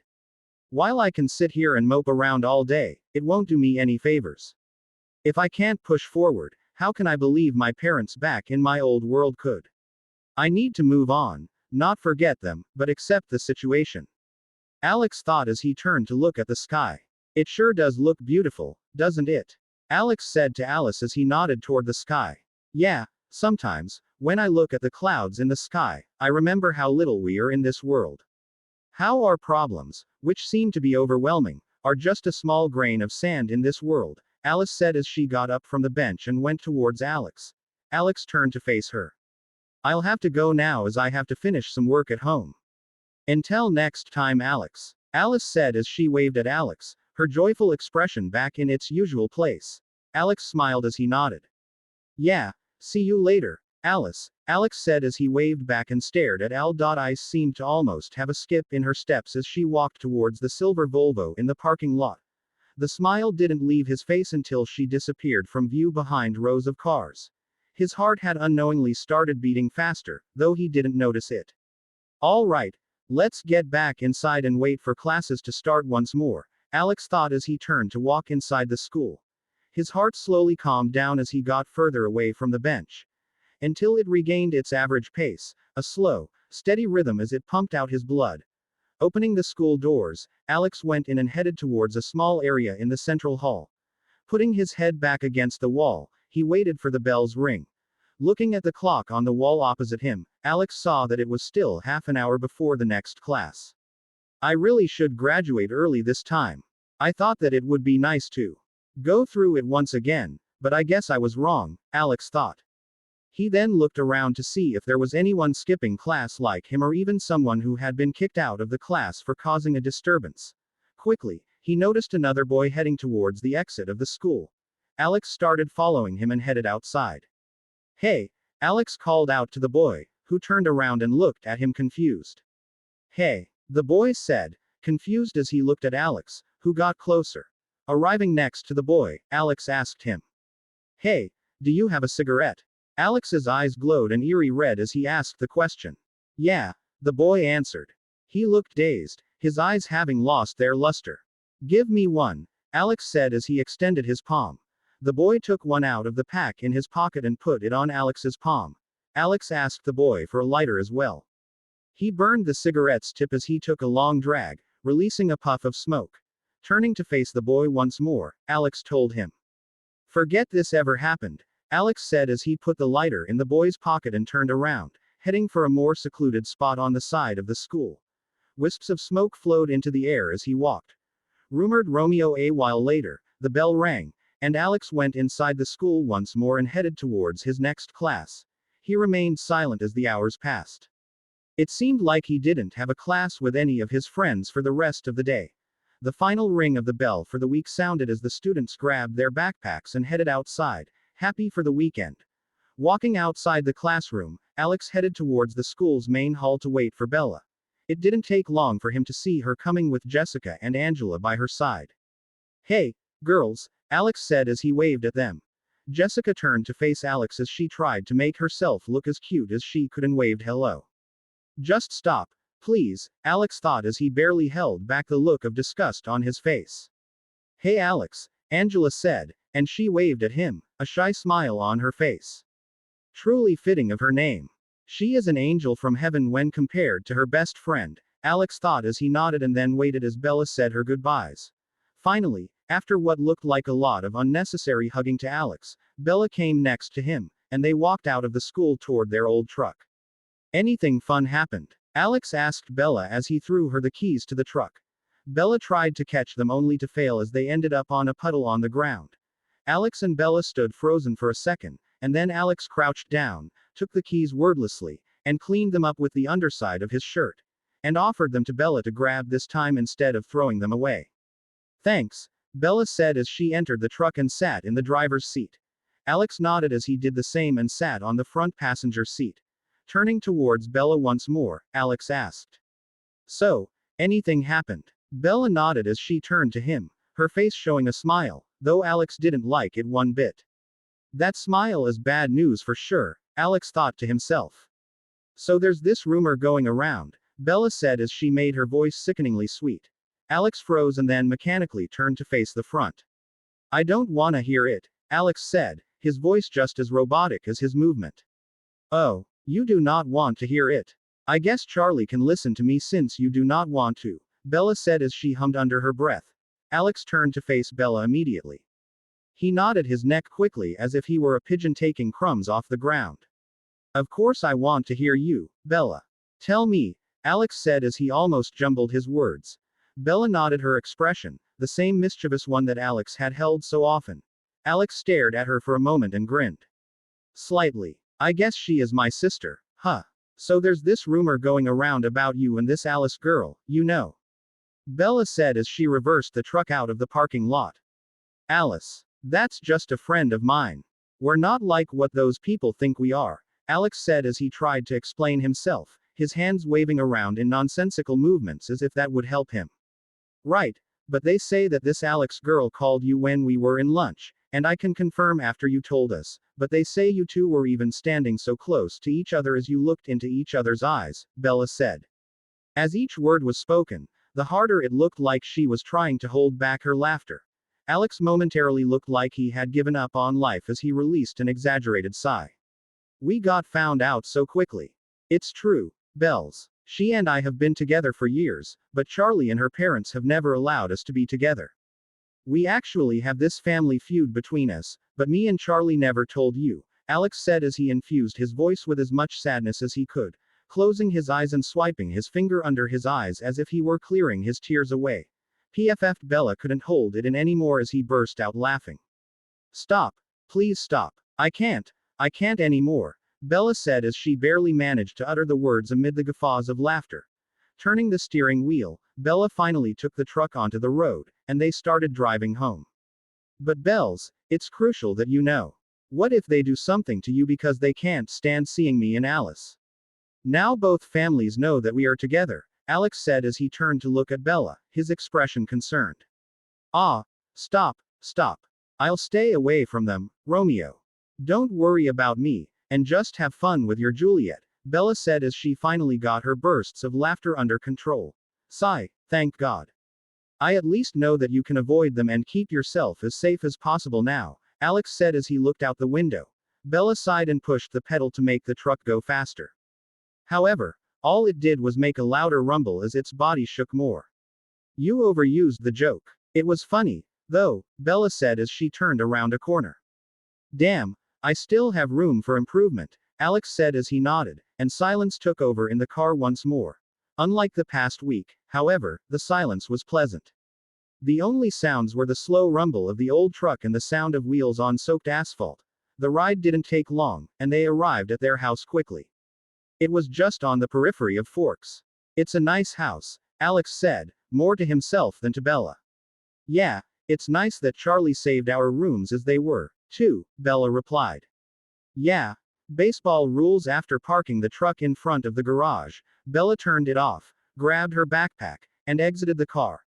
Alex did the same as he got out of the truck and followed Bella inside. Hearing the sound of the TV, he looked only to see Charlie, Billy Black and Jacob sitting on the couch as they ate pizza and cheered on their baseball team. Hey, Bella waved her hand awkwardly. Oh, hey, Bells, Alex. How did school go today? Charlie turned around as he said. Billy and Jacob also waved as they smiled at the sibling duo. Hey, Dad, the school went great. I made some friends and had some fun as usual, Alex said, smiling as he waved at them. So what are you guys watching? Alex said as he went near the couch and gave a handshake in greeting to Billy and Jacob. It's the quarterfinals, and though the Washington Nationals are currently losing, we're hoping for a turnaround right now, Billy said as he explained what was going on. Well, good luck then. I hope your team wins. I don't know much about baseball, I'm more of a basketball kid, Alex said as he nodded toward the TV. Ah, I can tell you all about it if you want to learn, Alex, Jacob said, his voice sounding excited. Alex heard Bella head upstairs silently in the background. Don't leave me alone, Bells, Alex thought, but sadly, his sister didn't have the superpower of telepathy. Faced with Jacob, who looked so excited at the prospect of teaching him about the sport, Alex almost didn't have a choice at this point. He would definitely look like a kicked puppy if I said no, and while being able to see that expression is extremely intriguing, I'll spare you this time, Jacob, Alex thought as he nodded. All right, let me grab a chair so I can sit, and then you can explain it to me. Jacob's and Charlie's faces lit up at his response, looking like he had made both of their days. In the past, Alex and Jacob used to play together in the woods near the reservation, so I guess he just misses having time with his friend, Alex thought. I'll get my backpack in my room real quick, and I'll be right back, Alex said once he thought for a moment and nodded towards the stairs. Charlie, Billy, and Jacob nodded in understanding as they turned around and focused on the baseball game once more. Heading upstairs, Alex went to his room and simply slung the backpack onto his bed and closed the door. Before heading downstairs, however, he went to Bella's room, where he knocked. Alex heard some ruffling around before he heard a voice. Come in, Bella's voice was heard saying. Opening the door, Alex came into the room and sat on her computer chair. Hey, Bells, do you want me to order you any food? It doesn't seem like those guys are going to be leaving any pizza, Alex said, motioning his head toward the door. Bella shook her head as she said. No, it's fine, Alex. I'm not really hungry, and I'll just order or cook something myself later. Alex nodded and then opened his mouth to say something, only to close it once more. Sigh, is this the time you're going to explain why you changed and what's happening? Bella said. Her voice sounded somehow tired. Alex stopped for a moment and then nodded. Yeah, though I can't really explain what's going on right now as it's not something I'm comfortable with. I just wanted to say sorry, Alex said as he looked Bella in the eyes. Huffing out, Bella looked at him, and her expression seemed to change multiple times before it finally settled into what appeared to be acceptance. It's all right, when you can tell me then I know you will. Just be all right and safe, okay? Bella said as she nodded, more so to herself than to Alex. A smile graced Alex's lips as he nodded and said quickly, enthusiasm coating his voice. Of course. As soon as I can. I will tell you, and it's nothing dangerous, so you don't have to worry, Alex said as he got up from the computer chair and went to the door. Well, I'm going downstairs to watch the baseball match with the guys. If you want anything, then either send me a message on my phone or just come call me, Alex said as he pointed towards the stairs. Bella nodded. Alex then turned around and started heading downstairs. Hey, stop, close the door, Alex, Alex, Alex. Bella tried to call him, but he didn't mind her at all as he headed downstairs. That bastard, Bella muttered as she got up and closed the door. Alex, meanwhile, arrived downstairs, grabbed a chair from the dinner table, and brought it next to the couch. Hey, so how about you explain the game, Jacob? Alex said once he sat down and pointed his head towards the TV. Right, so, Jacob started as he explained the rules of baseball, from the basic ones to even some of the most obscure ones. Alex stood there and listened while they watched the game together, eating a slice of pizza once in a while as they talked among each other about what was happening in the game. The hour quickly passed as the game came to a close. Getting up from the chair, Alex stretched his arms and grabbed the chair to put it back at the dinner table. Once he returned to the couch, Billy and Jacob were already on their feet, saying their goodbyes to Charlie. Already going? Alex asked them as he watched them finish their goodbye to Charlie. Billy and Jacob turned to Alex as they nodded. Yeah, we're going, Alex. Thanks for accommodating us, Billy said as he nodded and shook Alex's hand. It was my pleasure. You guys are like family, Alex said as he shook Billy's hand, who smiled at hearing his words. Jacob also gave his goodbye, and the father-son duo headed outside. Closing the door, Alex released a sigh. They're nice guys, but when someone's around your home, you just can't fully relax, Alex thought. Going out heading back inside the living room, Alex saw Charlie getting the pizza box and putting it in a trash bag. Leave that stuff to me, Dad, Alex said as he nodded toward the trash that had gathered around the couch. No, it's fine, Alex, I can do it myself, Charlie said as he tried to refuse. No, just let me do it, alright, Dad. Just go upstairs and get a good sleep. I know you're exhausted already, Alex said as he pointed towards the stairs. Charlie stood there trying to argue, but once he saw Alex's face, he released a sigh and nodded. Thanks, Alex, Charlie said, his voice now truly showcasing just how tired the man was from the day's work. It's all right, Dad. I didn't do anything tiring today either way, and it's just some cleaning, Alex said as he took a broom from the kitchen and headed toward the couch. All right, Alex. I'll be going to sleep then. It's still pretty early, but I will have to wake up early tomorrow, Charlie said as he started heading up the stairs. All right, see you tomorrow then, Dad, Alex said as he started cleaning around the couch for any crumbs and flour dust that had dropped while they were eating. The cleaning didn't take long, only a few minutes and Alex was done. He didn't even give out a drop of sweat. Being a vampire sure has its benefits, Alex thought as he brought the broom back to its location in the kitchen. Heading upstairs, Alex went towards his room and sat on his bed. He tried to think of what he could do but found nothing. He could only stare at the ceiling. I really need to buy an MP3 so I can at least listen to some songs, Alex thought as he got up from the bed. I could drive around town and just look at the sights, Alex thought and nodded. Changing clothes into something more comfortable, Alex went outside his room. Might as well see if Bella wants to come, Alex thought as he knocked on her door. Come in. Opening the door, Alex stood at the entrance as he asked her. Hey Bells, wanna go out and drive around town? Don't really have much to do around here, Alex asked Bella, who lifted her head from the book she was reading. No, Alex. I'm studying. Shouldn't you also be doing that? If you lower your grades too much, then I'm telling Charlie, Bella said sternly as she looked at him. But I already have the whole book memorized, Alex thought, then shook his head at Bella. I already studied yesterday, so I'm taking at least today off since it's a Friday. Well, I'll be going out. Also, Dad is asleep, so don't bother him too much. He seemed pretty tired, Alex said as he pointed his head towards the room next door. All right, see you later, Alex. Also, since you're going out, then buy me some chips at the grocery store, Bella said as she went back to reading her book. All right, see you, Alex said as he closed the door and started heading downstairs. Arriving at the front door quickly, Alex went outside and inside the old truck. This truck is a 1963 or 64 Chevrolet, so it sure has paid its dues, Alex thought as he put the key in the ignition and twisted it. It took a few moments and rumbles, but the car's engine finally ignited and started pushing its pistons. Nice, it's old and slow as hell, but it sure does have quite a big roar, Alex thought to himself as he smiled at the old truck. Reversing out of the house garage, Alex took the truck on the road and started driving. I wonder if there's any park where I can sit in the center of Forks, Alex thought as he drove. Since the truck was so slow, Alex decided that pulling out his phone should be fine. I have super senses as a vampire. If a human can drive a car and text on their phone, then I for sure can, Alex thought as he pulled out his old flip phone. Should I just make the first touchscreen phone myself? Alex thought as he opened the phone. Tring, what's up with that noise?